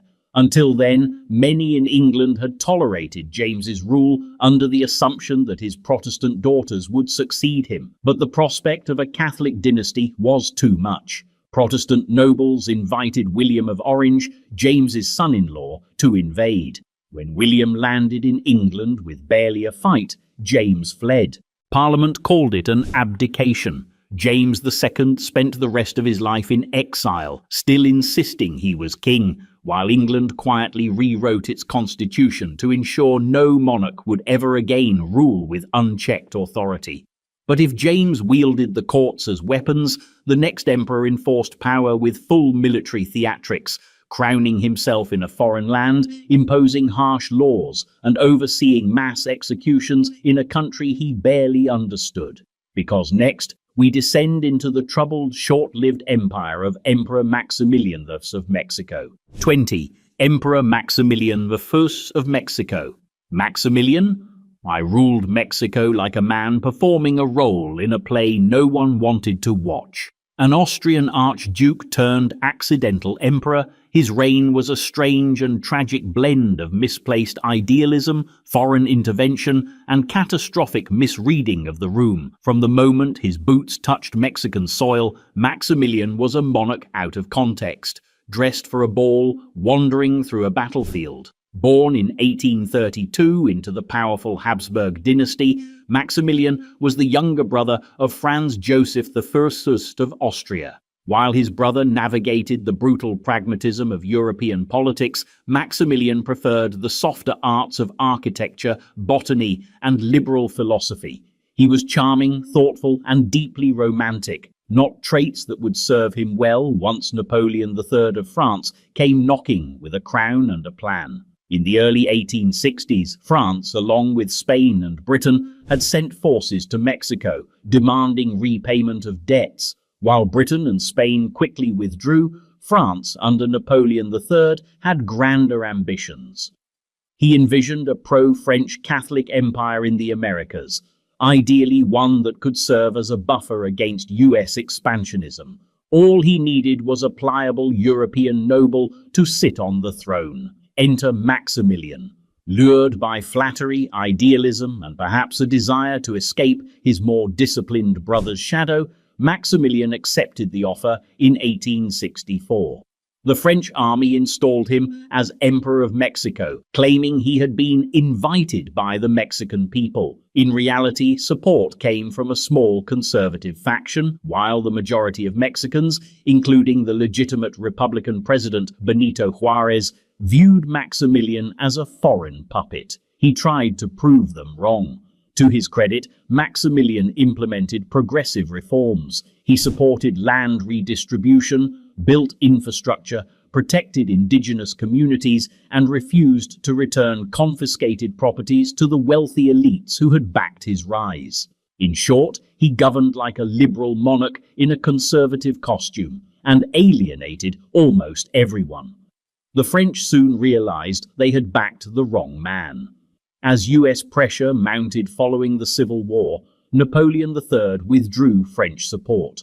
Maximilian, urged to abdicate, refused. Whether out of honor, denial, or sheer hubris, he remained in Mexico, issuing decrees, believing legitimacy could be forged through policy rather than politics. In 1867, Republican forces captured him in Querétaro. His capture marked the end of one of the most ill-fated imperial experiments in modern history. Despite international pleas for clemency, including from Victor Hugo and other prominent Europeans, Maximilian was sentenced to death. He reportedly faced his execution with composure, asking to die with dignity. His reign lasted only 3 years, but its consequences rippled far beyond the imperial court. Maximilian's story is a reminder of what happens when monarchy is imposed from above, when foreign ambition overrides national will, and when idealism meets the hard surface of reality. He came to Mexico bearing visions of empire, justice, and unity. He left it with none, a stranger in life, a footnote in death, and a symbol of how power without place is just theatre in the wrong language. And while Maximilian's tragedy was one of misplacement, the next ruler embraced power with grim clarity, ruling with violence, vanity, and accusations so extreme they defied belief. Because next we descend into the brutal regime of Emperor Bokassa IV of the Central African Empire. 21. Emperor Bokassa of the Central African Empire. There are monarchs who seize power, there are those who inherit it, and then there's Jean Bedel Bokassa, a man who simply declared it, crowning himself Emperor of the Central African Empire in a display so opulent, so absurd, and so violently out of touch with reality that it could have passed for satire, if not for the suffering it masked. Bokassa's rise was not born from noble lineage or dynastic inheritance. He began as a military officer in the newly independent Central African Republic, a French-trained soldier with political ambition and a gift for self-promotion. In 1966, he staged a coup against his cousin, President David Dacko, and installed himself as head of state. What followed was a slow, calculated transformation from president to ruler for life to self-declared emperor, all wrapped in the theatrical robes of absolute power. By 1976, Bokassa announced the creation of the Central African Empire, modelled explicitly after Napoleon Bonaparte's. He wasn't subtle, he dressed the part, literally. His coronation in 1977 cost an estimated $20 million, nearly a third of the country's annual budget. Imported French champagne flowed, his robe was lined with ermine and sequins. A golden throne shaped like an eagle was commissioned, and a diamond-studded crown was placed on his head by himself. Not even a foreign dignitary did him the honors. It was a spectacle of imperial fantasy in a nation where schools lacked chalk and hospitals lacked electricity. But beneath the velvet and trumpets, Bokassa ruled with fear. He centralized power, dissolved political opposition, and filled prisons with anyone who criticized his regime: journalists, students, teachers, and officials. Accusations of brutality and repression swirled throughout his reign, drawing increasing concern from the international community. Despite his violent reputation, Bokassa maintained a complicated relationship with France, the former colonial power. At first, they supported him. He was, after all, anti-communist and willing to play ball with French business interests. But eventually, the absurdity and the allegations became too much. His lavish lifestyle, cult of personality, and brutal tactics embarrassed his European allies. When rumors of atrocities reached a tipping point, France finally withdrew its support. In 1979, while Bokassa was abroad, France launched Operation Barracuda, a military intervention that quietly restored his ousted cousin to power. Bokassa returned to find himself deposed, his empire dissolved, and his throne reduced to a museum curiosity. He fled into exile, first to Côte d'Ivoire, then to France. Remarkably, he returned to the Central African Republic in 1986, where he was promptly arrested and tried for various crimes. He was convicted but spared execution and later released in a wave of national reconciliation. He died in 1996, still calling himself Emperor. Bokassa's empire was short-lived, but it left a long scar. He turned a struggling republic into a royal stage play, funded by foreign aid and enforced by fear.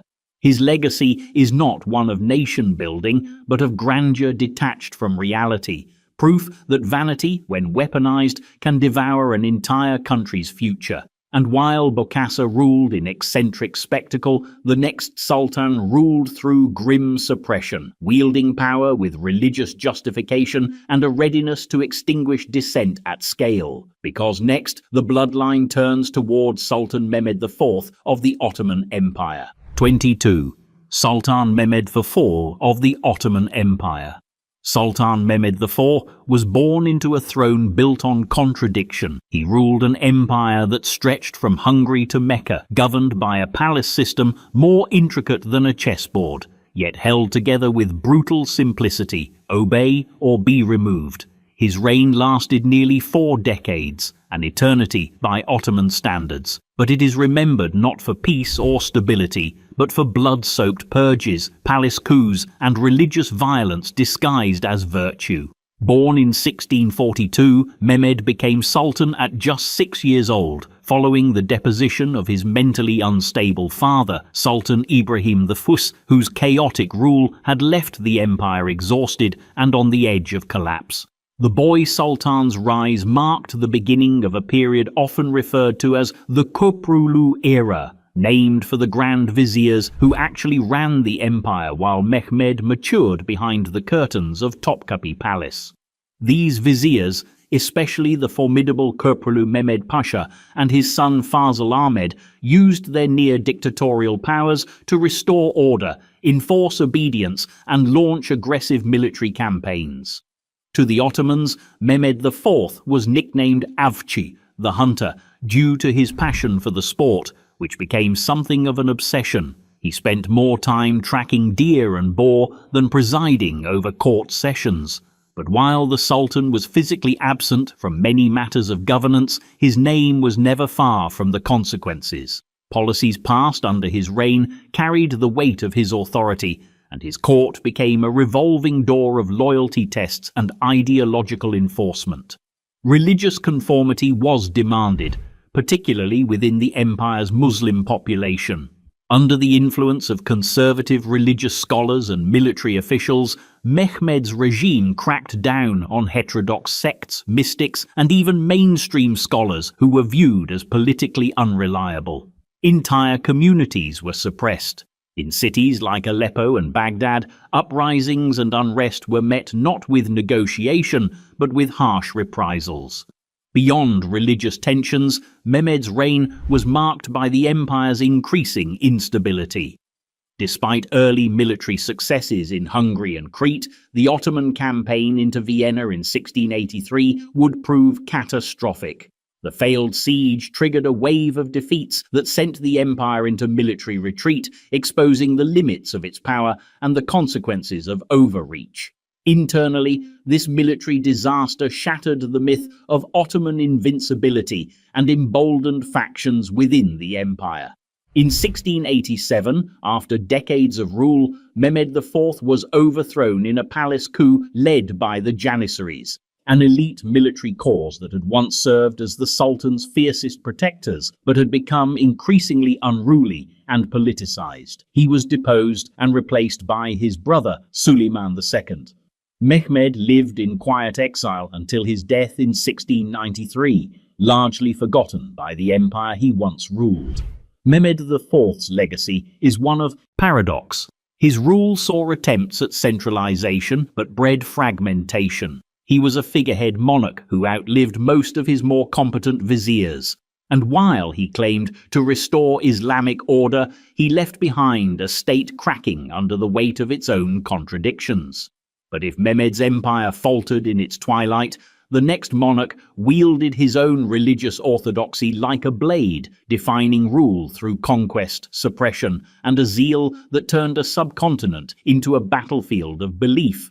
because next we confront the dogged absolutism of King Philip II of Spain. 23. King Philip II of Spain. If King Philip II had a motto, it might have been God first, Empire second, mercy nowhere on the list. He wasn't flamboyant like his rivals, nor theatrical like his enemies. He didn't posture in gold or hold court for adoring crowds. He sat for hours alone in the palace he built, the Escorial, surrounded by silence, paper, and a sense of divine duty that made compromise feel like betrayal. He saw himself not merely as a king, but as the executor of God's will on earth, and he ruled accordingly. Born in 1527, Philip was the son of Emperor Charles V and inherited a globe-spanning empire. Spain, the Netherlands, parts of Italy, colonies in the Americas, and influence stretching from Manila to Mexico City. But with that empire came fires, many of them started by Philip himself. While other monarchs sought to manage division, Philip tried to extinguish it. Dissent wasn't something to be debated, it was something to be corrected, quickly, permanently, and without apology. At the heart of his reign was an unwavering devotion to Catholic orthodoxy. Philip viewed the Protestant Reformation not as a theological disagreement, but as a personal affront to the divine order. In response, he became one of the fiercest enforcers of the Inquisition, a system of religious courts and interrogations meant to root out heresy.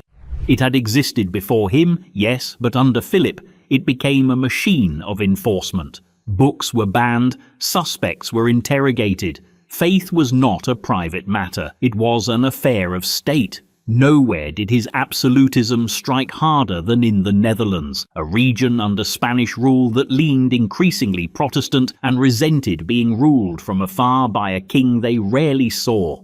What began as a political grievance turned into open revolt. Philip's response was swift and brutal. He sent the Duke of Alba, one of his most feared generals, to crush the rebellion. Alba arrived with a tribunal so merciless it was nicknamed the Council of Blood. Executions, imprisonments, and confiscations followed. The violence didn't pacify the region, it radicalized it. The Dutch revolt grew, eventually turning into an 80-year war that fractured the Spanish Empire and birthed an independent Dutch republic. Philip also turned his gaze toward England. Incensed by Queen Elizabeth I's Protestantism and her harboring of Catholic rebels, he launched the Spanish Armada in 1588, a grand fleet meant to invade, convert, and replace. It failed spectacularly. Storms and miscalculations scattered the fleet. Ships were lost, sailors drowned, and Philip, who had believed God was on his side, was forced to admit that divine favor does not guarantee naval precision. Yet through it all, Philip believed he was right. That truth was fixed, that authority was sacred, and that kingship was not a job, but a burden of moral rectitude. He ruled not to please, but to purify. Philip died in 1598, exhausted, unbending, and convinced of his righteousness. His empire, while still vast, had begun to fray. His wars drained Spain's wealth. His intolerance hollowed out its intellectual and cultural resilience. And his legacy? A cautionary tale of religious zeal fused with absolute monarchy. But where Philip smothered dissent with institutional force, the next emperor did it with his bare hands, reigning not through ideology, but through chaos, cruelty, and ego gone unchecked. Because next we descend into the deranged court of Emperor Commodus of Rome. 24. Emperor Commodus of Rome. If Rome's decline had a face, it wore a crown and flexed in a mirror. Emperor Commodus, son of Marcus Aurelius, came to power in 180 CE with all the benefits of noble birth, a legacy of stoic wisdom, and the stability of a well-governed empire. He squandered all of it, and quickly. Where his father had ruled with discipline and philosophical restraint, Commodus treated Rome like his personal stage, throne room, and playground all at once. He wasn't a statesman, he was a spectacle. Born in 161 CE, Commodus was the first Roman emperor born in the purple, meaning he was born during his father's reign. Marcus Aurelius, the philosopher king, likely hoped to raise a worthy heir to match the ideals laid out in his meditations. Instead, he raised a performer, not a philosopher. Commodus showed little interest in governing and even less interest in humility. His hobbies included dressing up as Hercules, commissioning statues of himself in divine poses, and, perhaps most infamously, fighting in the gladiatorial arena. Not watching, participating. To the Roman elite, this was horrifying. The emperor, whose every word shaped laws and armies, was now charging into staged fights with wooden swords and paid opponents. The outcomes were guaranteed. The message was worse. Commodus saw no line between power and performance. He renamed months after himself, cities after himself, and even tried to rename Rome itself as Colonia Commodiana. For him, identity and empire were interchangeable, because both were his. But while he obsessed over his image, the empire's infrastructure suffered. Commodus delegated governance to a rotating cast of favorites, many of whom ruled through manipulation, blackmail, or raw incompetence. Corruption flourished. Officials bought their offices. Decisions were made on whims or bribes. The Senate was increasingly sidelined, reduced to little more than a ceremonial body that applauded on cue. Commodus didn't tolerate criticism. Those who opposed him, politicians, generals, even former allies, were exiled or executed. One of his most trusted advisors, the Praetorian prefect Perennis, was accused of treason and killed. Later, his chamberlain Cleander rose to power, only to be blamed for a grain shortage and torn apart by an angry mob.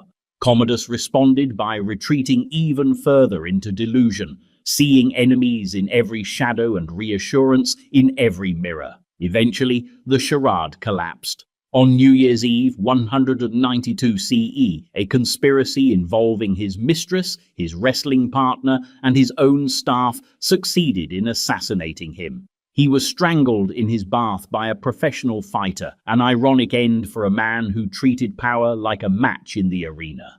His death ended the Nerva-Antonine dynasty and plunged Rome into civil war. Within months, several generals would claim the throne, each backed by armies more loyal to ambition than to law.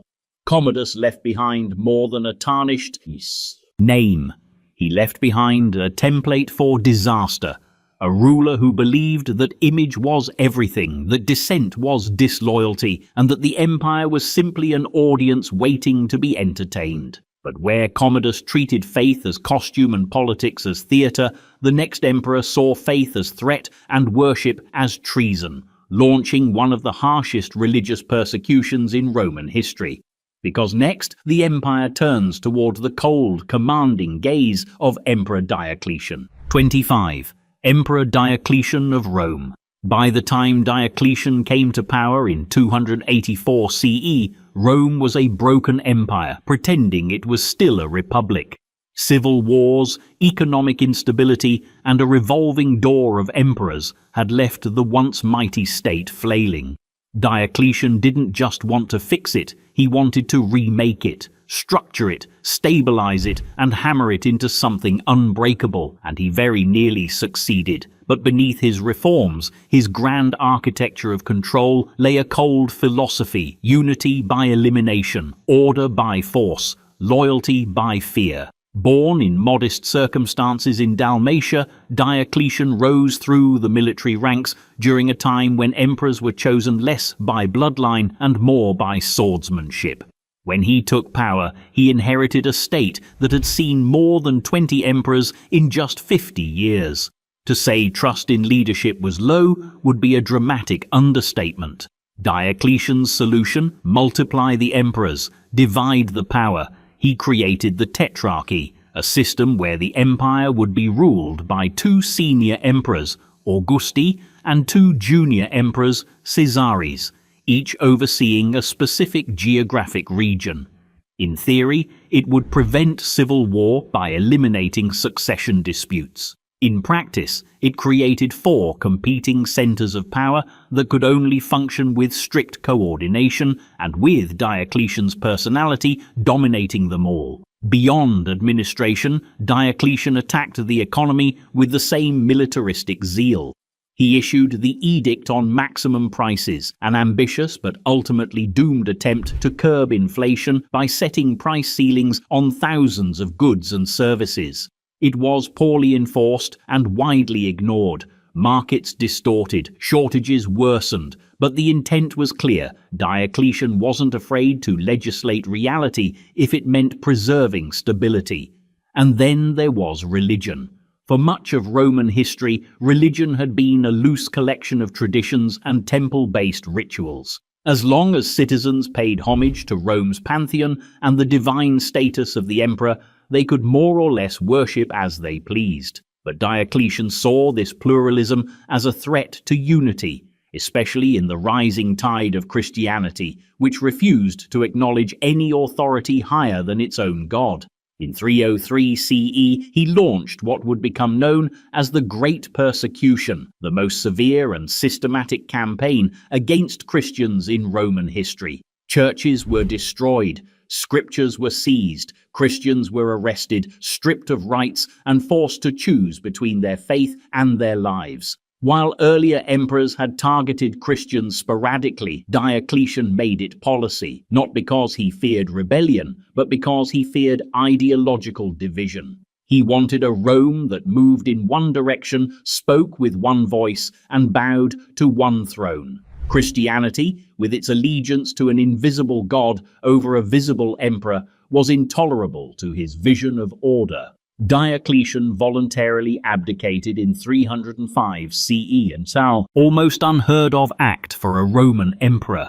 He retired to a palace in modern-day Croatia, where he famously spent his final years tending to his gardens and refusing all calls to return to power. He had built an empire of stone and statute, of divisions and edicts, but even in retirement, he watched it begin to crack. Because order, no matter how tightly enforced, has a limit. And where Diocletian punished belief to preserve the state, the next emperor would use belief as a weapon to divide it, launching cultural purges, demolishing sacred sites, and transforming India's Mughal dynasty into a battlefield of ideology. Because next, we cross into the unforgiving reign of Emperor Aurangzeb of India. 26. Emperor Aurangzeb of India. In the long and ornate line of the Mughal emperors, Aurangzeb was both the most devout and the most divisive. To his supporters, he was a pious ruler who tried to purify the empire from within. To his critics, he was a king who traded the pluralistic legacy of his ancestors for a single-minded orthodoxy, turning one of the world's most cosmopolitan empires into a stage for suppression. Born in 1618, Aurangzeb was the sixth son of Shah Jahan, the emperor famed for building the Taj Mahal, a monument of beauty and grief, a product of the cultural and architectural flowering that defined early Mughal rule. Unlike his father, Aurangzeb showed little interest in opulence. Where Shah Jahan built gardens, Aurangzeb built walls. Where his ancestors ruled through a careful balancing of religions and cultures, Aurangzeb preferred a firmer hand and a narrower path. His ascent to power was as ruthless as it was calculated. After a vicious war of succession, he emerged victorious by imprisoning his father and eliminating his brothers. Once on the throne, he took the title Alamgir, World Caesar, and embarked on a reign that would stretch nearly half a century. It would be the longest of any Mughal emperor and among the most contentious. Aurangzeb viewed his rule as a moral mission. He reimposed the jizya tax on non-Muslims, which had been abolished by his great-grandfather Akbar in a gesture of imperial inclusivity. He banned court music, sidelined Persian cultural traditions, and promoted Islamic law as the framework for governance. Temples that had been protected under previous emperors were now subject to destruction, repurposing, or closure, particularly if they were associated with political dissent. These weren't merely personal religious choices, they were policies. enforced across a sprawling, diverse empire that had long been home to Hindus, Sikhs, Jains, Christians, and Muslims alike. The message was unmistakable. Cultural plurality was no longer a feature of Mughal rule. It was a threat to be corrected. Unsurprisingly, resistance grew. In the Deccan Plateau, in modern-day Maharashtra, Maratha leaders like Shivaji Bhonsle led revolts that would evolve into full-blown warfare. In the north, Sikh leaders who had once coexisted with the empire became militarized in response to increasing hostility. Peasant rebellions erupted. Aurangzeb responded to these challenges with relentless military campaigns that dragged on for decades, consuming enormous resources and manpower.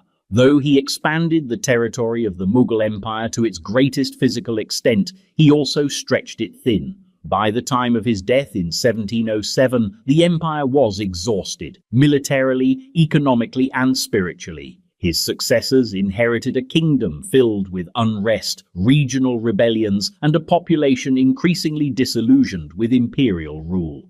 The grand Mughal dream that once fused culture, tolerance, and might had begun to fracture under the weight of its own contradictions.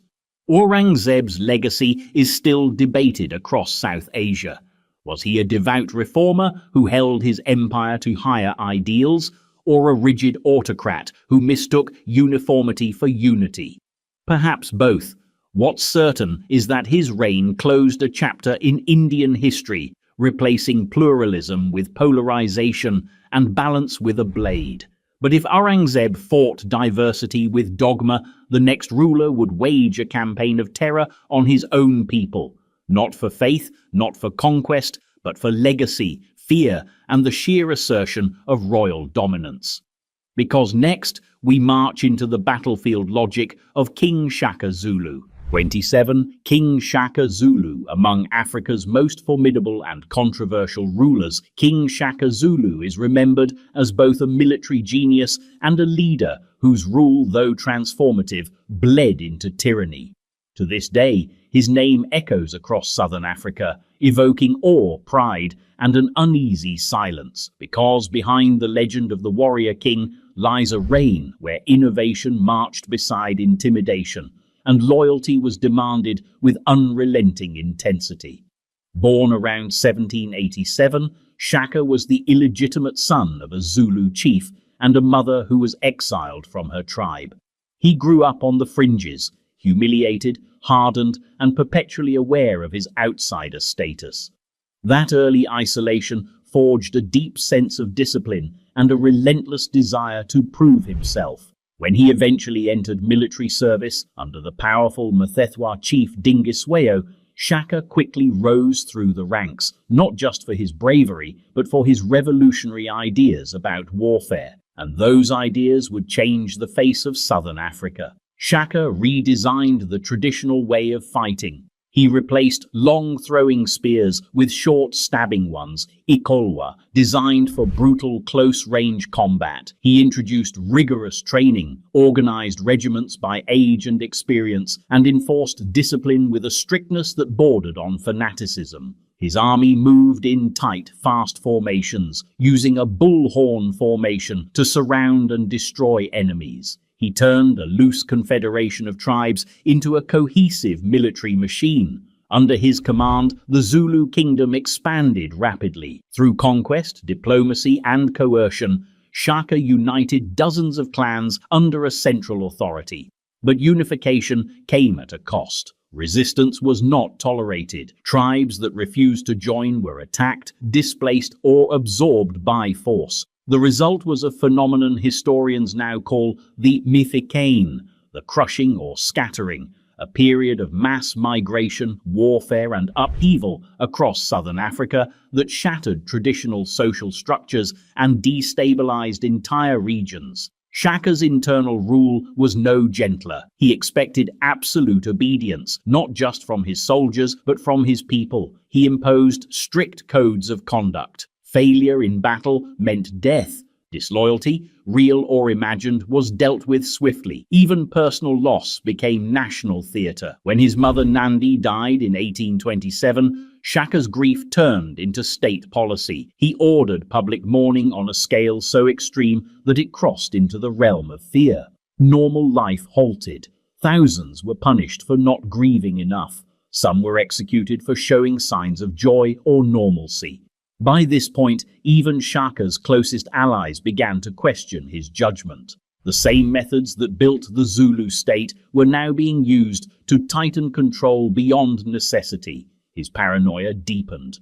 Trust evaporated. In 1828, his own half-brothers, Dingane and Moklangana, assassinated him, ending a reign that had lasted barely a decade but changed the region forever. Shaka's legacy is as complex as his rule. He forged a powerful Zulu identity, developed military tactics studied for generations, and challenged European perceptions of African governance. But he also ruled through fear, expanded through destruction, and left behind a kingdom defined as much by trauma as by triumph. And where Shaka reorganized society through militarism, the next emperor would do it through religious doctrine, obliterating images, exiling opponents, and turning divine symbolism into imperial enforcement. Because next, we step into the icon-smashing reign of Emperor Constantine V of Byzantium. 28. Emperor Constantine V of Byzantium. In the shadowy corridors of Byzantine history, few emperors have left a legacy as contentious and as deeply polarizing as Emperor Constantine V. To his supporters, he was a reformer, a protector of the Eastern Roman Empire, and a military leader who stabilized its fragile borders. To his enemies, he was a heretic, a persecutor, and a tyrant whose obsession with religious purity tore through the very fabric of Byzantine society. Born in 718 CE, Constantine V came into the world during a siege. Literally, his birth coincided with the massive Arab siege of Constantinople, and the city's survival was seen by many as divine intervention. That kind of timing would later bolster Constantine's sense of providence, an idea that would shape his reign in ways both strategic and catastrophic. When he assumed the throne in 741, Constantine inherited more than a palace. He inherited a theological civil war. The Eastern Roman Empire was gripped by the fierce and often violent debate over iconoclasm, the rejection and destruction of religious images. His father, Leo III, had already begun the process of outlawing the veneration of icons, arguing that the practice bordered on idolatry and weakened the empire spiritually. Constantine took that movement and turned it into policy, one that reached into monasteries, churches, homes, and even hearts. From 754 onward, under Constantine's leadership, icons were banned not just in public spaces but in private worship. This wasn't a suggestion, it was imperial decree. Churches were stripped of mosaics and frescoes, religious artwork was whitewashed or destroyed, monasteries were raided, relics confiscated, and opposition silenced. The emperor didn't simply enforce iconoclasm, he militarized it. And that was the genius and horror of Constantine V. He saw no boundary between religious conformity and political stability. In his mind, they were the same fight. To challenge the ban on icons was to challenge imperial authority. To revere a painting was, in effect, to commit treason. Resistance was met not with debate, but with exile, imprisonment, and in some cases blinding or mutilation. Tactics that became disturbingly common tools of Byzantine statecraft. It wasn't just about belief, it was about control. Yet while Constantine's religious policies made him a villain in the eyes of later Christian historians, especially those from the pro-icon camp, his military record told a different story. He led numerous successful campaigns against the Bulgars, reorganized the Byzantine army, and built up fortifications across the empire. His administration improved logistics, boosted agricultural productivity, and even undertook public works projects. He was not incompetent, just unrelenting. Even in death, Constantine's reputation split like a cracked mosaic. Among the iconoclasts, he was revered as a saint and hero. Among the iconodules, he was remembered as copronymus, the dung-named, a deliberate slur that clung to him for centuries. It wasn't enough to condemn his policies. They rewrote his memory. Constantine V died in 775, still convinced he had saved the empire from divine wrath. He left behind an empire more secure in its borders, but fractured in its soul, divided between those who worshipped with images and those who worshipped without. But where Constantine attacked symbols, the next king attacked trust itself, spinning webs of lies, betrayal, and espionage so thick that he earned the nickname the Spider King. Because next, the throne passes to King Louis the Legacies of France. 29. King Louis the Legacies of France. In the theatre of monarchy, some kings roar, some preach, and some, like King Louis the Legacies of France, whisper from behind the curtain. Known as the Spider King, Louis earned his place in the annals of dark statecraft not by swinging a sword, but by pulling strings. He wasn't a warrior in shining armor or a visionary crowned with laurels. He was a chess player who thought 10 moves ahead and wasn't above flipping the board if he didn't like the outcome. Born in 1423 to Charles VII, Louis came of age during the final stages of the 100 Years' War. France was in shambles, its economy drained, its nobility fractured, and its monarchy clinging to legitimacy. As Dauphin, Louis was impatient, ambitious, and openly hostile toward his father.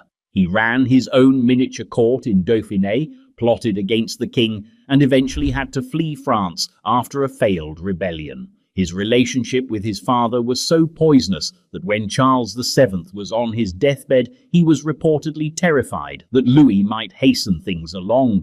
When Louis did ascend the throne in 1461, he inherited a fragile kingdom and immediately set about turning it into a fortress of centralized power. He disbanded lavish court traditions, surrounded himself with bureaucrats rather than nobles, and avoided unnecessary ceremony. Nobles sneered, poets sulked, but Louis wasn't interested in appearances. He was building something. He began undermining the traditional power of the French nobility, many of whom had grown dangerously autonomous during the war years. Through a mixture of bribes, backroom deals, arranged marriages, and calculated betrayals, Louis gradually brought the great houses under royal control. He created a spy network that reached into every noble court and border province. He read correspondence, tracked movements, and manipulated rivals into destroying each other before they could threaten him. His enemies often found themselves outmaneuvered before they even knew they were playing. He also cultivated alliances with the burgeoning merchant class, understanding that a financially stable crown was far more powerful than a ceremonial one. He encouraged trade, supported infrastructure, and rewarded loyalty with tax exemptions rather than titles. The old feudal structure of France began to crack, not from revolution, but from quiet, deliberate erosion. But Louis's reign wasn't just a long bureaucratic game. It was also marked by ruthless decision-making and moral flexibility. He imprisoned his own brother multiple times, then pardoned him when it was convenient. He forged alliances with former enemies, only to betray them once they served their purpose. He wore a simple wool cap instead of a crown, part humility, part mockery, and rarely left his castle without multiple layers of protection, both physical and political. His greatest rival was Charles the Bold, Duke of Burgundy, one of the last great feudal lords. With dreams of independence, Louis played him like a drum. Through lies, diplomacy, and indirect support of rebellious vassals, he weakened Charles until his death on the battlefield. The Duchy of Burgundy was eventually absorbed into the French crown. Louis XI died in 1483, leaving behind a France more united, more centralized, and more paranoid. His enemies called him deceitful, manipulative, even inhuman. His allies called him brilliant, but all agreed on one thing: no one ruled quite like the Spider King. And while Louis wove his web from shadows and secrets, the next ruler staked his legacy on spectacle and fear, impaling enemies not just to defeat them, but to redefine the very concept of terror. Because last, we come face to face with the nightmarish legacy of King Vlad III, the Impaler of Wallachia. 30. King Vlad III. The Impaler of Wallachia history has many villains, but few have left such a vivid, visceral mark on the world's imagination as Vlad III of Wallachia, a man whose real-life brutality was so profound it bled into folklore and gave birth to the legend of Count Dracula. Known to his people as Vlad Tepes, the Impaler, and to his enemies as a terror in human form, Vlad was a ruler who turned cruelty into public policy, fear into a diplomatic strategy, and death into a performance with purpose. Born in 1431 in Transylvania, Vlad was the second son of Vlad II Dracul, a nobleman inducted into the secretive chivalric Order of the Dragon, which defended Christianity against the encroaching Ottoman Empire. The younger Vlad inherited his father's title, Dracula, or Son of the Dragon, and a deep resentment towards the empires that had dominated his homeland. Wallachia, a small but strategically crucial principality between Hungary and the Ottoman Empire, was not so much ruled as it was constantly fought over. Kings, sultans, and local boyars, nobles, vied for control, often installing puppet rulers only to see them deposed months later. Vlad's early life was shaped by betrayal, held hostage by the Ottomans as a teenager, denied the throne, and repeatedly ousted by his political rivals. By the time he seized power in 1456, Vlad had developed a philosophy of rule that was simple, brutal, and unforgiving: stability through fear. And fear he delivered. To Vlad, mercy was weakness, and weakness was an invitation to chaos. Wallachia had been a land of lawless boyars and external invaders for decades. Vlad set out to reverse that by establishing an iron grip on power. He punished corruption, enforced strict discipline, and eliminated rivals with surgical precision. But what set him apart from other harsh rulers was not the scale of his violence. It was the methodical theatricality of it. He made examples of his enemies, often executing them publicly and in large numbers. Reports from the time speak of forests of corpses lining the roads to his capital, warnings not just to invading armies, but to his own people. These acts weren't spontaneous. They were calculated displays designed to terrify potential traitors and impress foreign dignitaries. For Vlad, power wasn't just exercised, it was advertised. And the strategy worked, for a time at least. Crime reportedly dropped. Boyars who had once plotted endlessly against the throne suddenly found their loyalty unwavering. Even foreign leaders hesitated to provoke him. His enemies in the Ottoman Empire, as well as in Hungary, feared him, and with good reason. Few men wielded vengeance with such precision, but power built on fear rarely lasts. Vlad was eventually betrayed, captured by the Hungarians, and imprisoned for over a decade. He returned briefly to the throne in 1476, only to be killed shortly thereafter, either in battle or by assassination. His head was reportedly sent to the Sultan as proof that the dragon's son had finally fallen. Vlad's legend, however, refused to die. Over the centuries, stories of his rule mutated into myth. Bram Stoker reimagined him as the immortal Count Dracula, merging medieval violence with Victorian horror. And though the real Vlad was no vampire, his reputation had already fed on centuries of rumor, fear, and fascination. He ruled a small kingdom, but cast a long shadow. His methods were terrifying, his reign short, his legacy eternal. And in closing this catalogue of kings, emperors, and queens, we end where all power eventually must, not with law or legacy, but with the unsettling question of what rulers become when the crown no longer serves the people, but demands their submission. Because history does not remember cruelty kindly, it remembers it vividly.